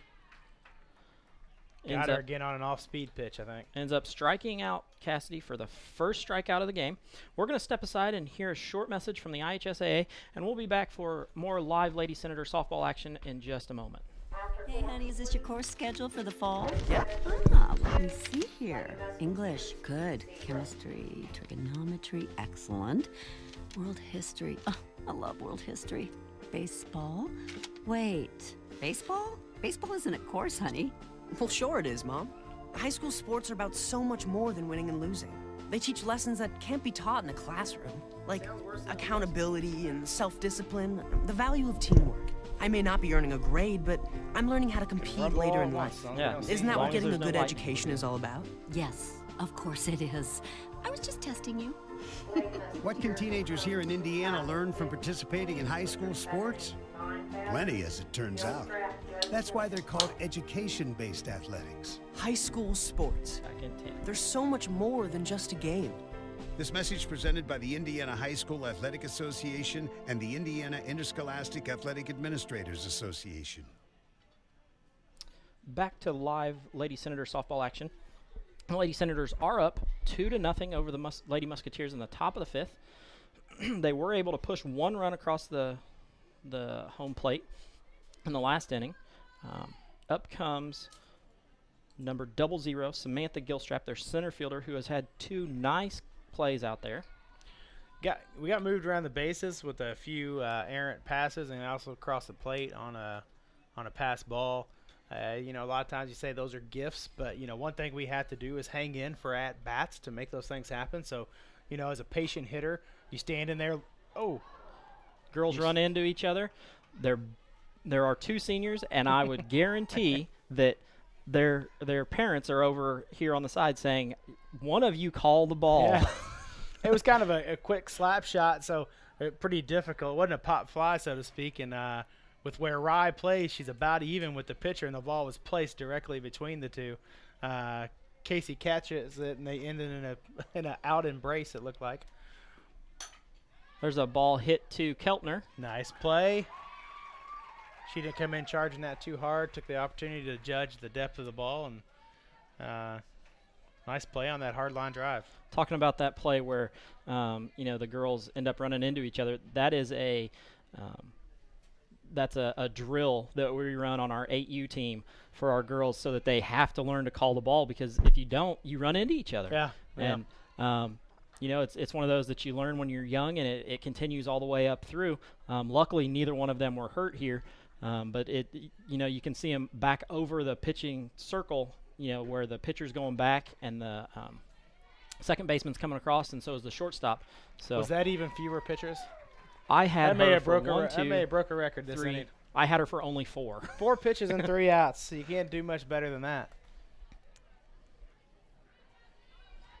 How many innings do we have to get in for it to be an official game? So what 5. I'm trying to calculate now with the guys. 5 is an official game. So if we can get this inning, the bottom part of this inning in, it would then be an official game.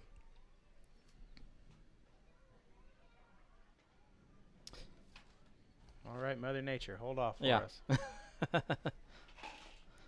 Up to bat first for the Lady Senators in the bottom of the 5th inning is Tilly Gilbert. I love the way this softball team, the identity of this softball team, not just them individually, but how they play together and the way they get along. Teams aren't unlike families where sometimes you have outside forces that can keep you from being successful, and in their case, they play for one another and they don't let those things get in the way, and you just love the way they support each other and the way they play hard together. We have a pitching change. In comes number 18, Grace Rogers, who is the other pitcher that I talked about for the Lady Musketeers. She is a freshman. Grace has 11 appearances, allowed 38 hits, 33 runs, 19 walks, 16 Ks, and has only hit 1 batter. So she's a young pitcher that they are trying to develop. It's interesting to see the different styles of the Bottom of the 5th fast pitch softball. The last pitcher, she got down in a low crouch and came out of it, and this girl stands a little taller. It's like a almost to say quicker release, but she has some zip with her pitch. Yeah, yeah. The catcher Tilly Gilbert, followed by third baseman Rye Watson. And the Yeah, one pitcher, thing for a Casey hitter Kalin. too that's so important is seeing that ball, seeing the pitch come out and locating it out of the pitcher's hand. And fast pitch softball is a whole different animal from baseball. Yeah, yeah. I talked with that about Joe Walker, who does the announcing for the boys' games over there, and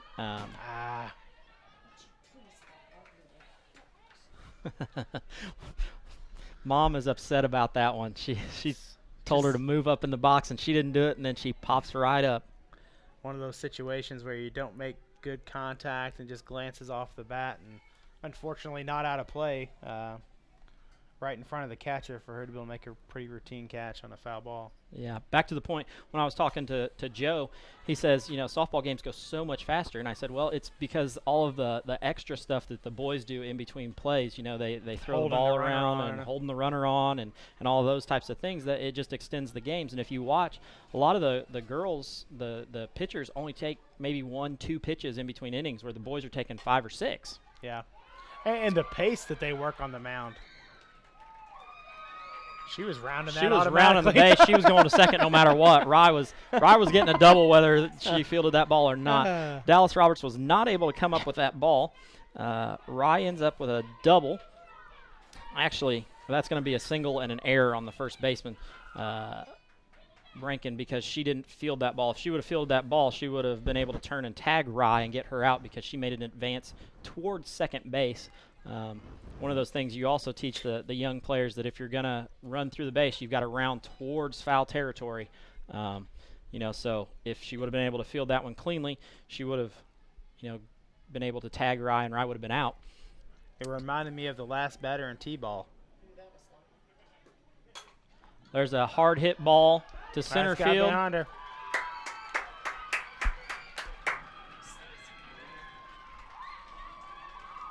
Ends up with a double there, scoring Rye. Casey Kalin with a double, scoring Rye. That's a shot. That was a hard hit ball. That was one of the deepest balls I've seen hit here. McKeon into bat. She's 1 for 2 on the day. Swings at that one and misses. Beth Nicholson is excited out there. They got me out of my chair. Casey did a good job. I mean, she got on top of that ball and hit it with some smoke on there. McKeon falls behind early here. No balls, 2 strikes, 1 out. Came off the bat so quick that the center fielder really had not even a chance to adjust to the ball. Yeah, yeah. Hit it just off to the side of her and deeper. Beth is saying it's raining hard where she is, so. Tell her to keep it there. Yeah, definitely keep it there. I can see it raining over by where the old superintendent's office kind of used to be, out that way. That ball glances right off of the umpire's head. Knocked him silly just a bit, I think. The catcher has a laugh with him. I believe it came off the catcher's helmet first and then caught him on the top of the head. So, Lady Senators are up 3-0 here in the bottom of the 5th. McKeon fouls one back.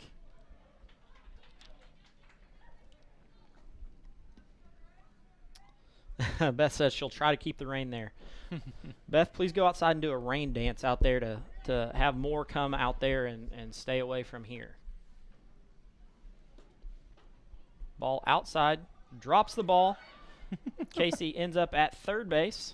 Little hesitation in that stolen base. Got about halfway, not sure what she's going to do. Uh-oh, we got people packing up in the stands. McKeon pops that up to the pitcher.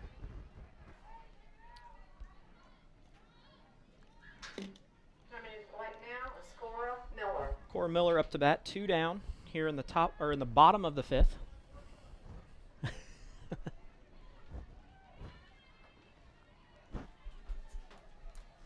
Come up here where it's safe.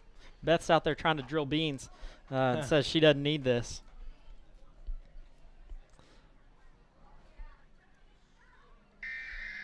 Uh-oh. I hear your weather alert again.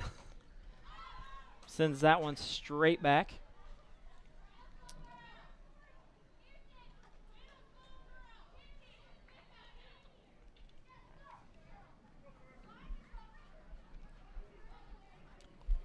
Get this inning in. I think we'll have enough for it to be official.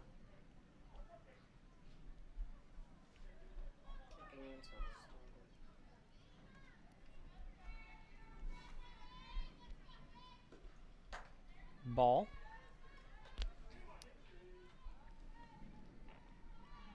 I hear thunder, but I haven't seen lightning yet, so Cora fights that one off. Evens the count 2-2. Is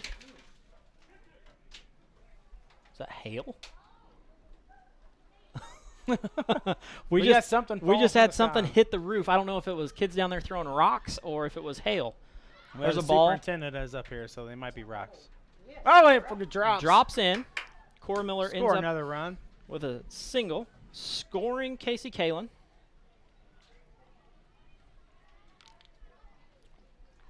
I believe it is hail. I just saw the Eastern coaching staff come out and pick something up.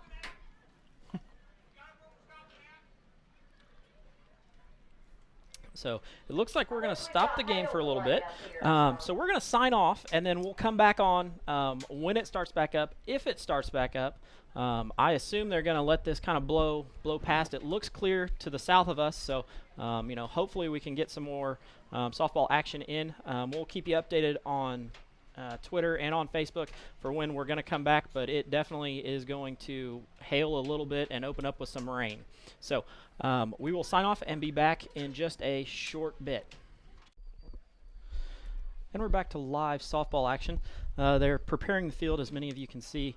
They're at home. We had quite a bit of hail. They are working on the field. Eastern is taking some infield, getting some balls moving around since we did have a break that is acceptable. Yes.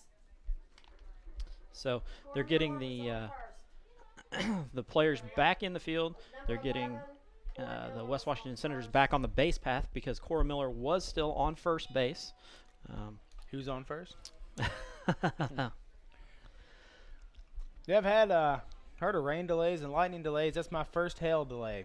I think in that whole 10-minute span, I only saw a handful of raindrops, but saw a field full of I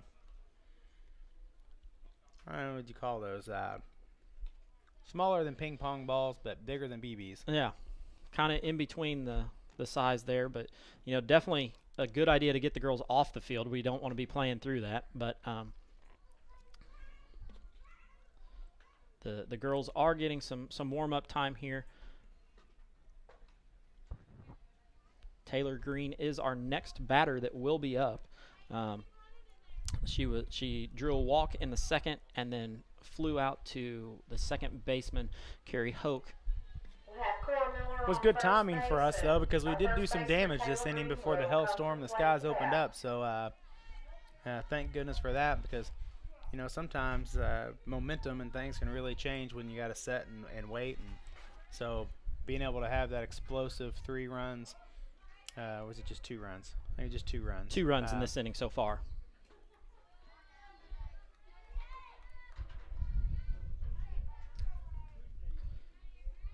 So Taylor Green in the box. We got the gate open. Going down to shut the gate, make sure it's closed. Taylor fouls that one back.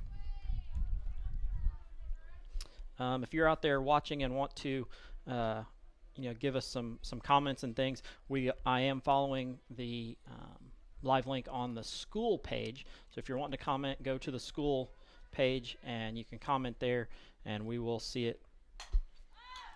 Taylor fouls that one back. She's having a good at bat. She's really battling up there. She's been behind on the count, but been able to battle through and foul some off. We've got a 1-ball, 2-strike count, 2 outs here in the bottom of the 5th. The Lady Senators are up 4-0. Taylor fouls that ball down the third base line.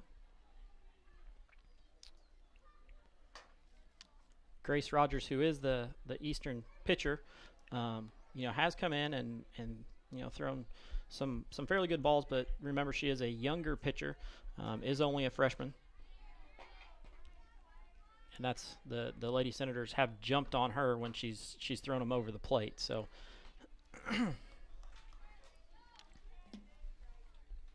now all of a sudden you hang in there and you got a 2-2 count and even things back up. Good a hard hit ball at the shortstop. Fields it, throws to first. Angel Campbell is able to retire the side there. But the Lady Senators are able to push across 2 runs on 2 hits, 1 error, 1 left on. We're going to step aside and hear from Lynx Clothing and Shoes about the Friday night on the square that they're going to be participating in. And we'll be back with live action in just a moment.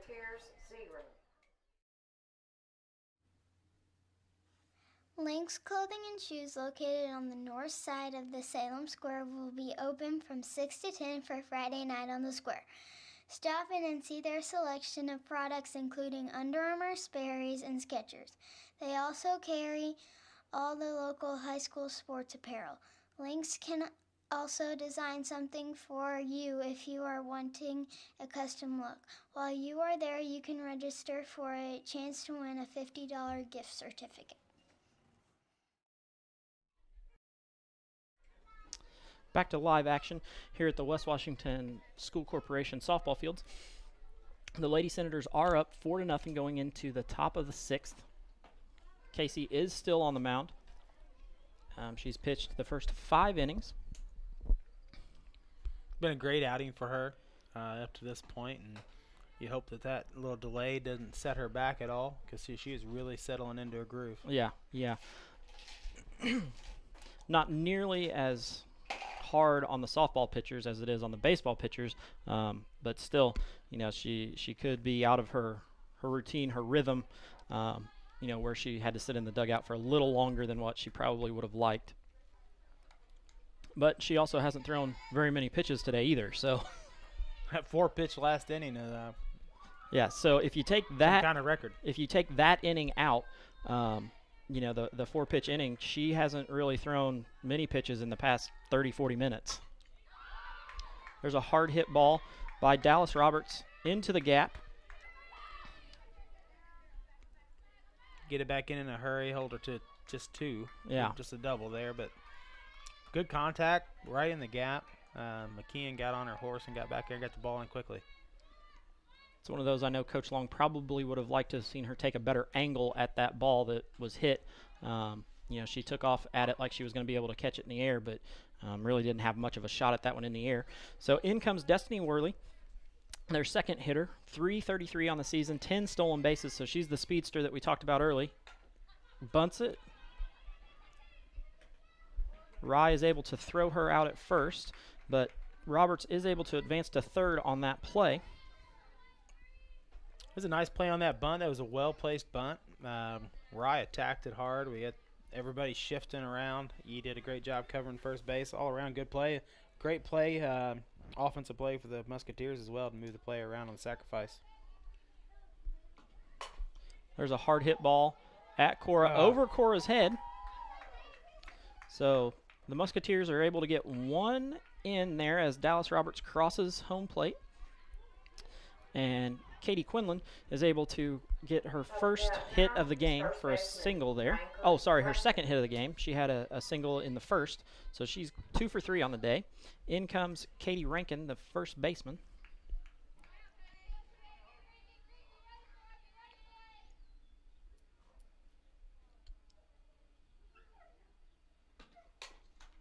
There's a ball hit at Rye.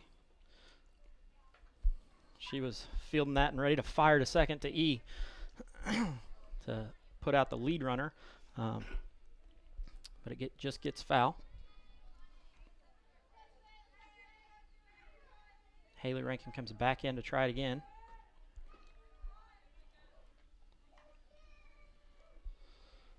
Lady Senators are up 4-1, top of the 6th.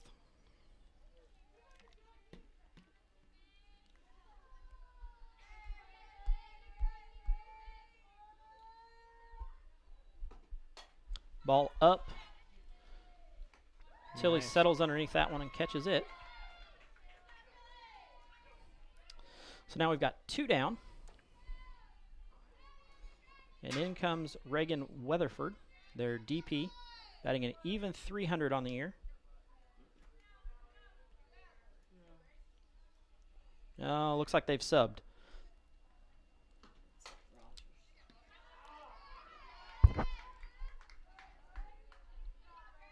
Place that right behind the third baseman, Mirai, who's been playing in. Not enough air under it for the shortstop to be able to react and get back to it.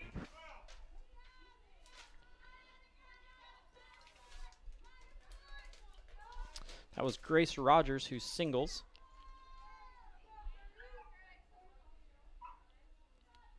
And in comes number 22. His first pitch is fouled back over the third baseline. 22 is Skylar Stevens.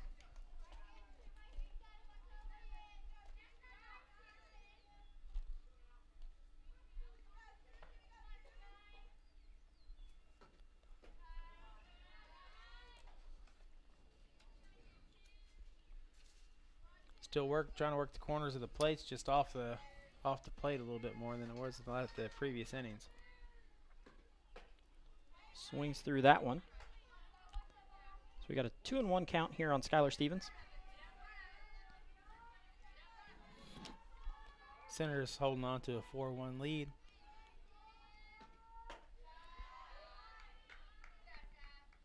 Evens the count, 2-2, 2 outs here in the top of the 6th.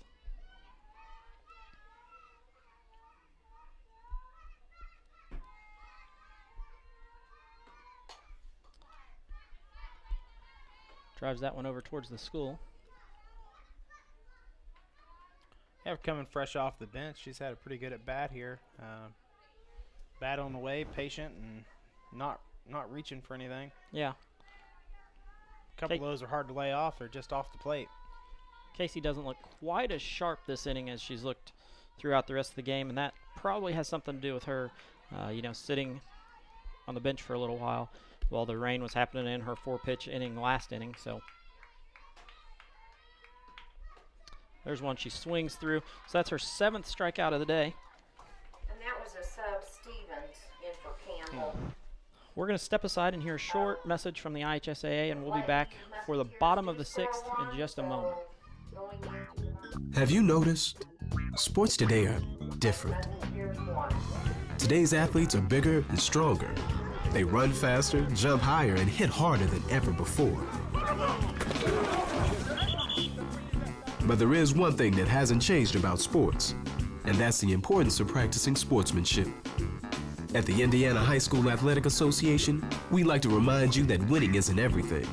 The way you play matters, and a true champion plays the game with respect. For the opponent, for the coaches, and for the officials. True champions practice sportsmanship with the same degree of intensity that they play the games themselves. Sports may evolve, athletes may change, but the mark of a true champion will always be the same. Play like a champion. Practice sportsmanship. This message brought to you by the Indiana High School Athletic Association and the high schools in your community. Back to live action. I'm still a little puzzled of the subbing in softball. So the coaches do a good job of keeping that under control and subbing where needed. I saw the Eastern took and made some substitutions offensively that last series at bat, and although there was little harm done with just the one run, it did pay off for them. They were able to move some girls around the bases and used a sacrifice bunt in that inning. Some good ball played there. I can help you a little bit on the subbing. If you're a starter in the field, you can come back in your same spot. So what they did was they subbed a person to bat and then re-entered the original player who was there to play in the field. Now, fill me in on the courtesy players. You can have a courtesy runner for your pitcher or your catcher at any time that they reach the base. So if you know Casey gets a single and they want to have a courtesy runner for her, they can send in a courtesy runner, and then Casey can go back in and pitch.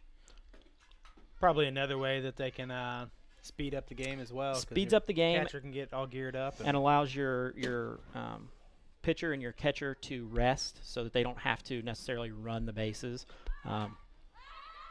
Oh, nice catch play by that catcher. That is Katie Quinlan, who makes that catch behind home plate to retire Halls. Tried to lay down a bunt and fouled it off. Not real, a situation where the catcher had to get out of her stance quickly and stretch out to make that catch. A good play by the Musketeers catcher.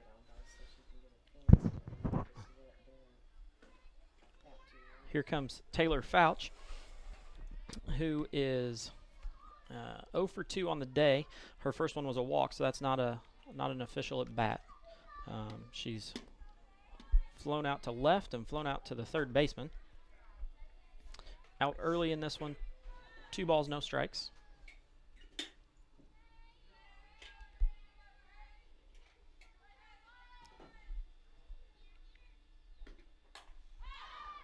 It's that one up and foul.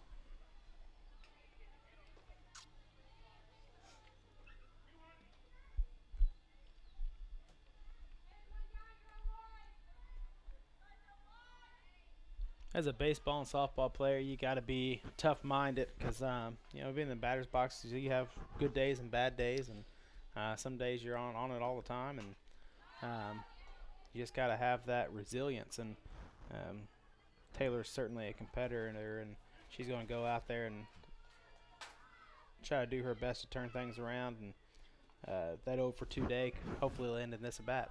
Yeah, she's one who has quite a bit of pop on that bat. And can drive one out of here with the wind died down. Nice hit down the line. Nice hit down the line. Left fielder playing her straight down the line. So that holds Taylor to a single, but she is able to drive that one to the outfield.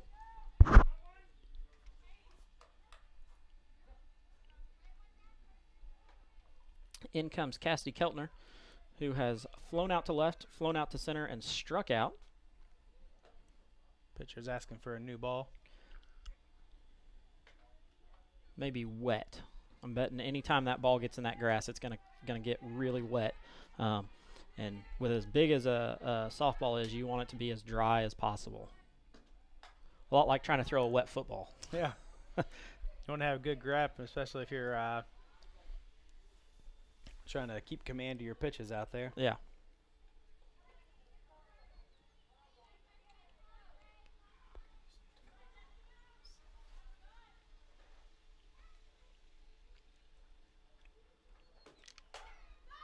Ball hit to right field. Drop. No. Taylor has to get back to first. So Keltner flies out now to left field, or sorry, to right field. She's flown out to left, flown out to center, flown out to right. So she's flown out to every spot out there in the outfield. In comes Tilly Gilbert, 446 on the year, coming into the game. 2 down. Lady Senators are up 4-1 in the bottom of the 6th. There's a hard hit ball to the third baseman, who comes up firing, and Rankin is not able to field that ball. Fouch is able to score all the way around from first to make the score 5-1. Great play on the catch. Kind of rushed the throw to first base, and first baseman just couldn't handle it. I don't know if that's you'd hope your first baseman could handle that ball. I don't know where you put the error at there, but that's one of those that I'm going to give an error on the throw, not on the first baseman, not for fielding it, on the throw. Made a great fielding play there, but was unable to make the throw across. So Tilly gets an RBI there for her 24th on the year. Rye steps in. Slaps the ball kind of towards right field. Going to get down.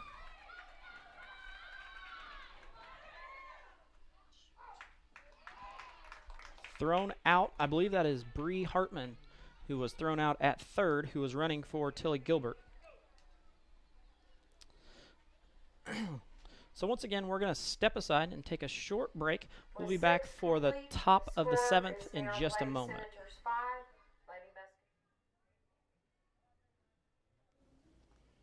As a proud and grateful member of the West Washington community, King Cole Showstock would like to congratulate the senior class of 2017. You have left us with many memories and have inspired our children to be like many of you. The success you have gained while at West Washington will never be forgotten. Congratulations, West Washington class of 2017, and find success in your future. Amity, Jayla, Shiley Floor, and Ryan Batt. Back to live Lady Senators softball action here. The Lady Senators are up 5-1 in the top of the seventh, looking to close this game out. Casey Kalen still on the mound for the Lady Senators, who has had a heck of a game. It's been a solid game all around for the girls. Were we setting at one error maybe on the entire game? Yeah, that's what I've got. You know, we've seen a little bit of everything. Some good hits, some good strategic plays by the coaches to get girls around and get them in scoring position. And then minus last inning where there was just a few struggles here and there. I've seen a excellently pitched game by Casey. So it's been a lot of fun to watch, and these are the type of the games you need to kind of work all those kinks out and get ready for postseason play. You're exactly right, and that's what these Lady Senators are getting ready to do, is to, they've got a couple of games at home on Saturday, and then, Monday they start the sectional play where they drew Trinity Lutheran, who they had the 14-inning the marathon game. The marathon game where Mike Long and I sat up here for 14 innings and called a game. We were starting to run out of stuff to talk about, but definitely a fun one, and definitely one that the Lady Senators are looking to get back. They felt like they were in that game and should have won that game. You really look forward to being able to avenge, especially a tough loss like that. And I certainly think that we're playing better softball today than we were then. Definitely. Casey's able to bring the count to 2 balls and 1 strike.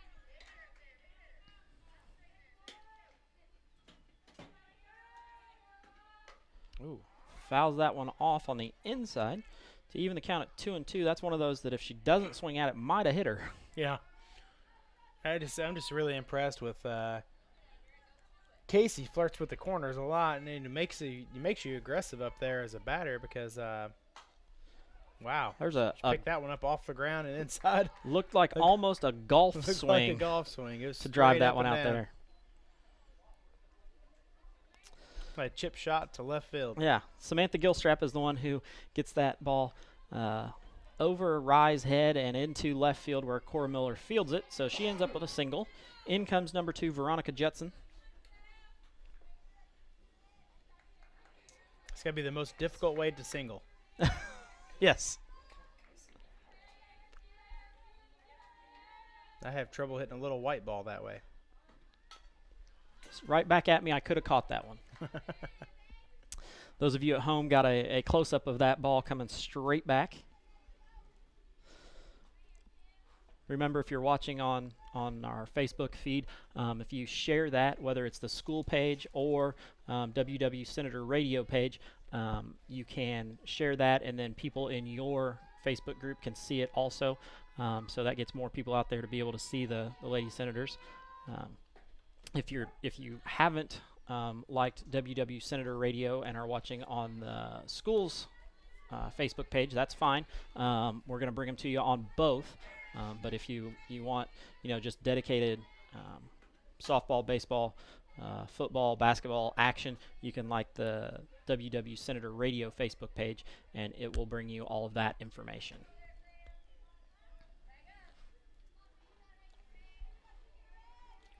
Veronica Jetson has 2 strikes on her now. Runner on first, Samantha Gilstrap. Lady Musketeers are down 5-1. Can't say enough about how spoiled we are, not only to have great facilities and great kids to come and watch, but then all the different opportunities to watch and listen. You know, like we said, there's really no limit to following the Senators. We've made it convenient for you. Craig's here all the time and works hard to provide us with excellent coverage and basically just exposure for our student athletes. And that's what it's all about, and it's about the kids, and certainly appreciate that service that you provide by doing so. And that's exactly what it's all about, is about getting the kids out there, you know, whether it's the boys basketball or the girls softball or, you know, whatever we can get out there. We even did some winter league stuff so that people's grandparents could see them from other states. You know, it's about getting the kids who go to West Washington and in the community out there so that, you know, others can see them, whether it's college scouts or their grandparents or, you know, whoever. Yeah, definitely. Or if you just don't want to be caught out here in a hailstorm. Well, that too. I might catch some slack from my wife because my van is parked out there. Taylor.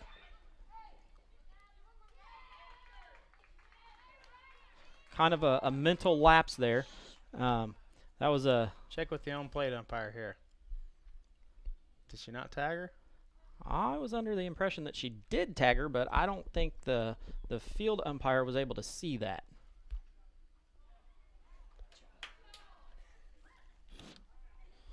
So that's a strikeout with a throw down to first. You don't see those every day. No. No. The third strike passed ball. Taylor kind of got caught sleeping there, didn't cover first base. The throw comes and forced to make a tag pretty much right in front of the bag. You should have seen Taylor's eyes when she saw that ball in the air coming toward her. But to her, you know, to being heads up after the fact to be able to run it down, it also speaks to her athleticism and Definitely. ranginess. That's one of those nice plays where she is the prototypical first baseman. The tall, long arms allowed her to make that catch and still tag all at the same time. You know, with a shorter player there, probably don't get that out. Once again, we've got. I think Coach is making a great use of a timeout here. You kind of tell since we've come out of the break, a little lapse in focus. I mean, not an effort situation at all, but sometimes it's about getting your head back in the game, getting back, regaining that focus, because we were really on it through those first 5.5 innings. Right. I've got us for 1 down, which is now what the scoreboard says. So we've got 1 out, a runner on third, which is Samantha Gilstrap, who singled at the beginning of this inning. Carrie Hoke now steps into the box, gets a first pitch strike.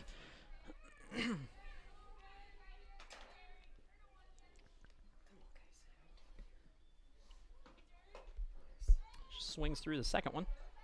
Way out ahead. No balls, 2 strikes.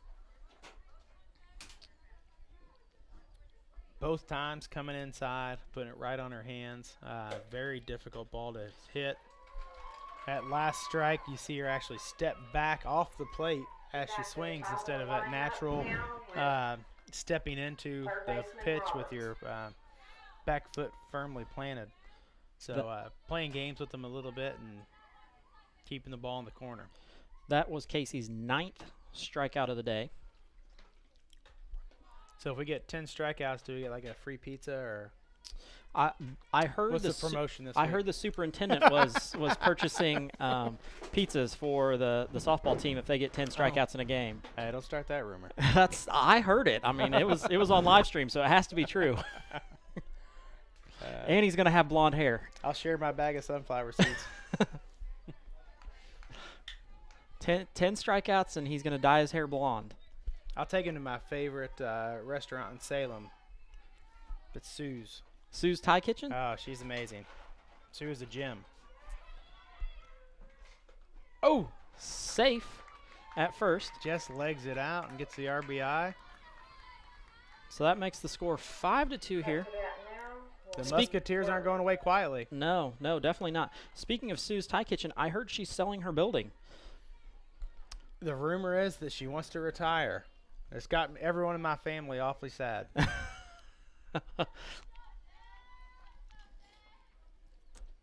Who knew the best place to get the best authentic Thai food is in Washington County, Indiana? That is true. Destiny Worley ends up finishing out the game there with a ground out.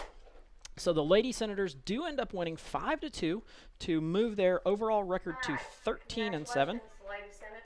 We're going to step aside for a short commercial break and come back and give just a little bit of information about the game before they talk to the 2007 team that was the last team to win the PLAC conference in softball. So we're going to step aside for a short break and be back in just a moment. Who do I play high school softball for?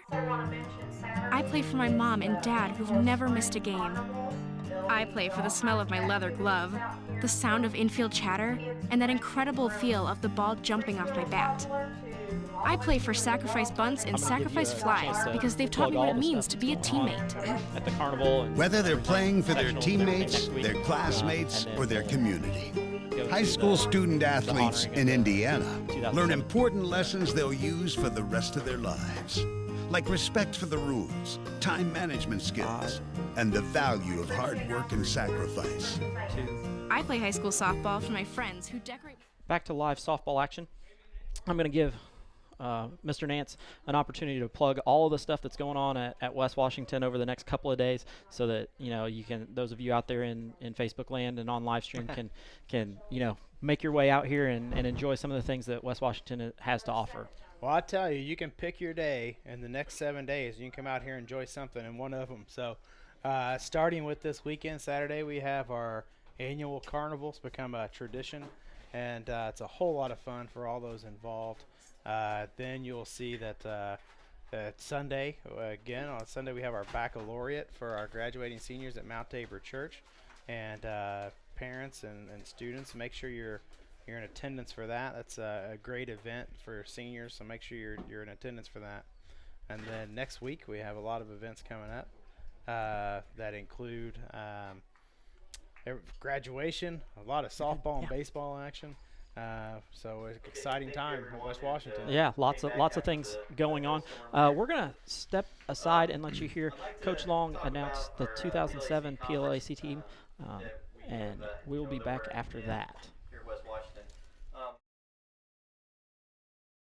First ever PLAC conference title, and yeah. And what was special about that conference win is the team went 6-0 in the conference. They didn't lose a game. Going undefeated in the conference is a very hard thing to do, and it's not been done since.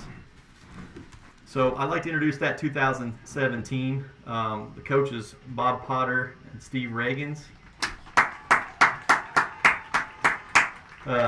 Jess Reagan-Stevens.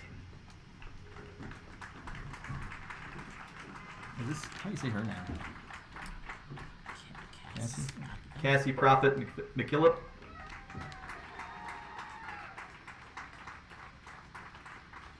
Kendra Nice Langford.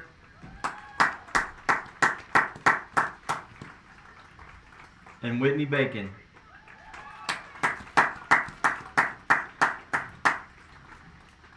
Okay, I know it's probably been a while since you've been on this field, but how's it feel? Not on this field? So it's been a real long time that you've been on this field, then, okay? What I'd like to also talk about is since 2007, I'd said there's not been an undefeated team. Now, we were a conference winner in 2012, and that was an outright win, but we were 5-1.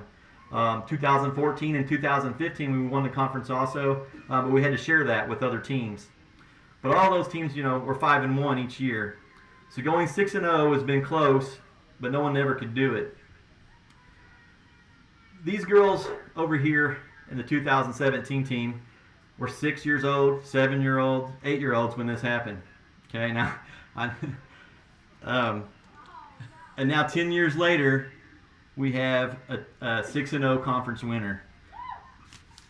And let me introduce these players. Taylor Green, Casey Kalen,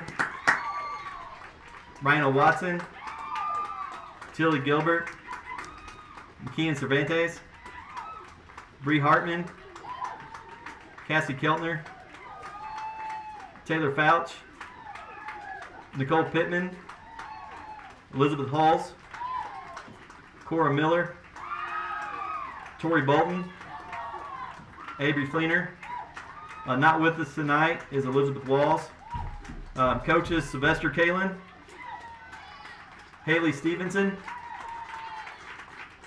Lester Gilbert, and myself. Hey, everyone is wearing a shirt with the words Flawless Victory, and that's representing the PLAC 2007 champions and the PLAC 2017 champions. Congratulations, you guys.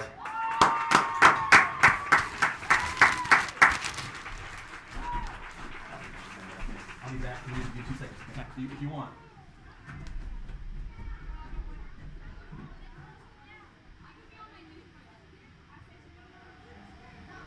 And we're back to some live pictures here where they're taking pictures of the girls who were part of the 2007 PLAC 6-0 conference champion and the 2017 PLAC conference champion. You know, it's one of those that it's been a long time since the girls have won a championship outright, and being undefeated in the conference is another big stepping stone for this. Yeah, I mean, the 2017 is special because they kind of laid the foundation for what was to come after. You know, you get over that hump when you the ability to break through that barrier, so to speak, and win that first conference title. And then we've had some terrific, amazing teams in between that span, and to be another 10 years before we have a undefeated PLAC conference championship says a lot about this 2017 team as well. You know, one thing it's interesting from conference play, you know, we have 3A schools in our conference, 2A schools in our conference. I believe if we're not the smallest school in the conference, we're the second smallest school in the conference. I heard Philip just a couple of days ago say that there are only like 13 schools that are smaller than us. Yeah, they would in playing football. Oh, in football. So he's okay. talking about the football classifications. Only 13 schools smaller than us that play football. When it comes to softball and track and basketball, there are probably some smaller. But within our conference, you know, Crawford County is got triple the students we have, and you know, Mitchell's is a large town, and it says a lot for these girls to stick together from the time they're young to play all the way through to have teams the size that we have, and their participation for our kids is just outstanding. You know, then these girls aren't just softball players. Most of them do numerous other things, academically, academic teams, other athletic teams. So they really contribute a lot to our school culture. They contribute a lot to the successes that we get to celebrate. So huge kudos to them, and thank you for the seniors. Just gotta love them. Yeah. This is a great group of girls, you know, and like you said, a lot of them are multi-sport athletes and excel in the classroom. That's one thing that, you know, you don't hear a whole lot about the girls in the classroom, but you know, these are successful girls in the classroom too. You know, their coaches hold them to high standards and make sure that they're you know, excelling there. So you know, the academics comes first, and then the softball comes second, and luckily most of these girls are you know, they excel in both the classroom and on the field. Well, and that kind of work ethic is going to make them successful in life. You know, they're going to grow up to be great young women. They're going to grow up to have great families, and you know, we wish them the best, and it's fun to watch them. Just a lot of fun to be around these kids and get to work with them every day. Definitely.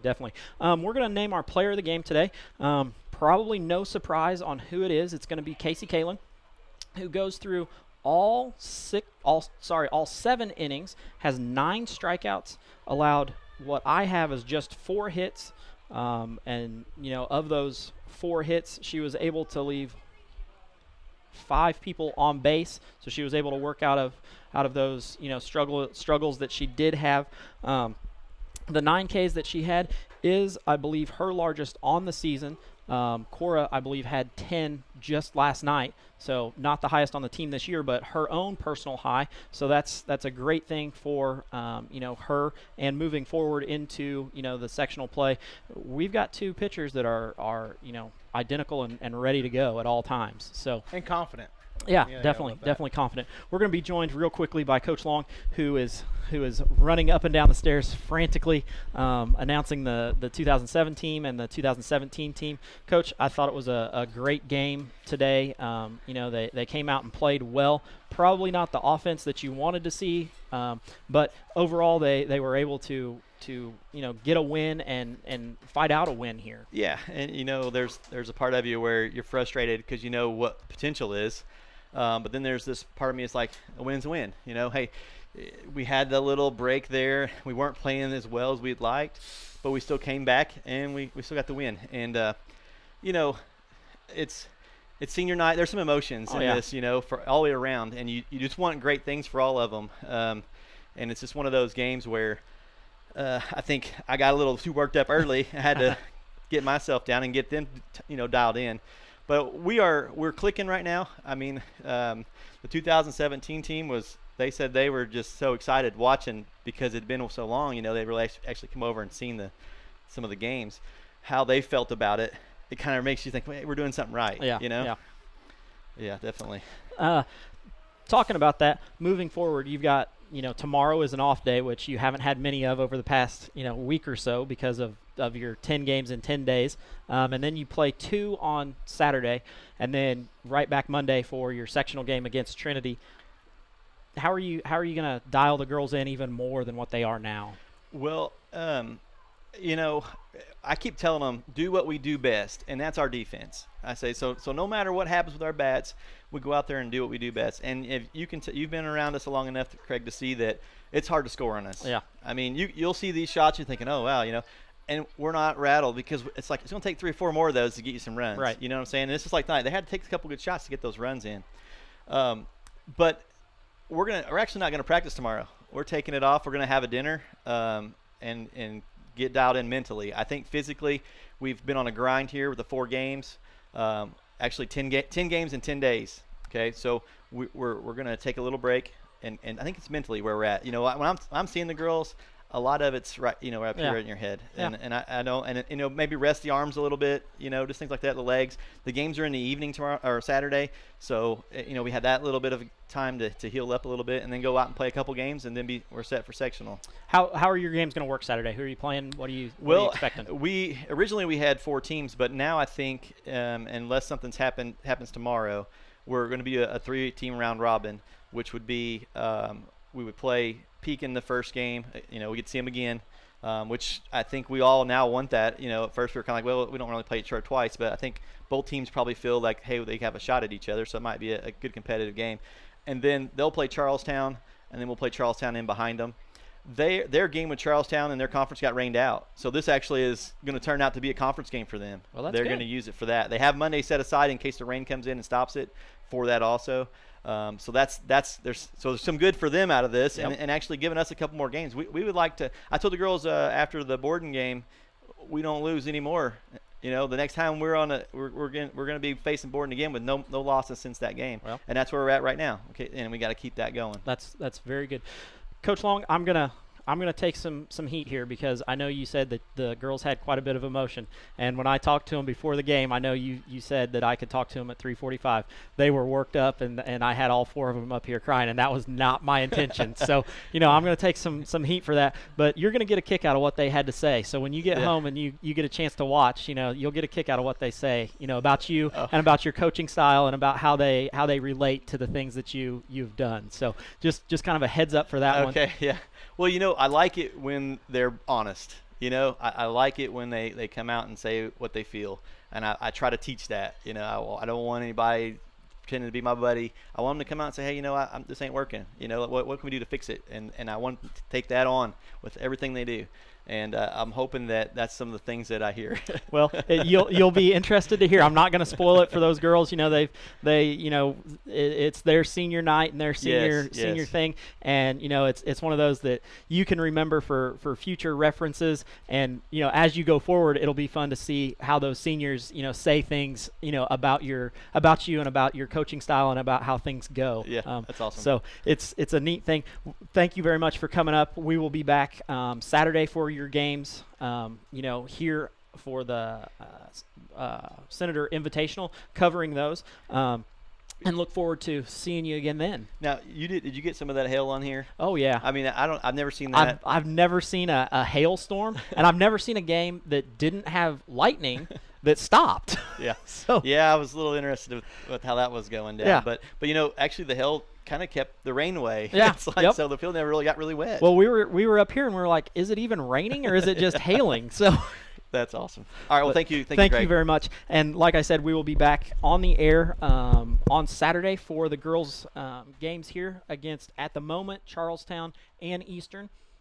If something does change, you can check our Facebook page or the school corporation page, which will have all of the information on it. So we will sign off now. This is Craig Akers, who had Keith Nance on there with him tonight, and we will be covering more Lady Senators softball action come Saturday. Those of you who are watching us on Facebook, remember you can get us on our own personal Facebook, WW Senator Radio, on the school's Facebook, which is West Washington School Corporation, or on our live stream, which you can go to livestream.com and find us at WW Senator Radio there. Thank you for listening, and this is Craig Akers signing off.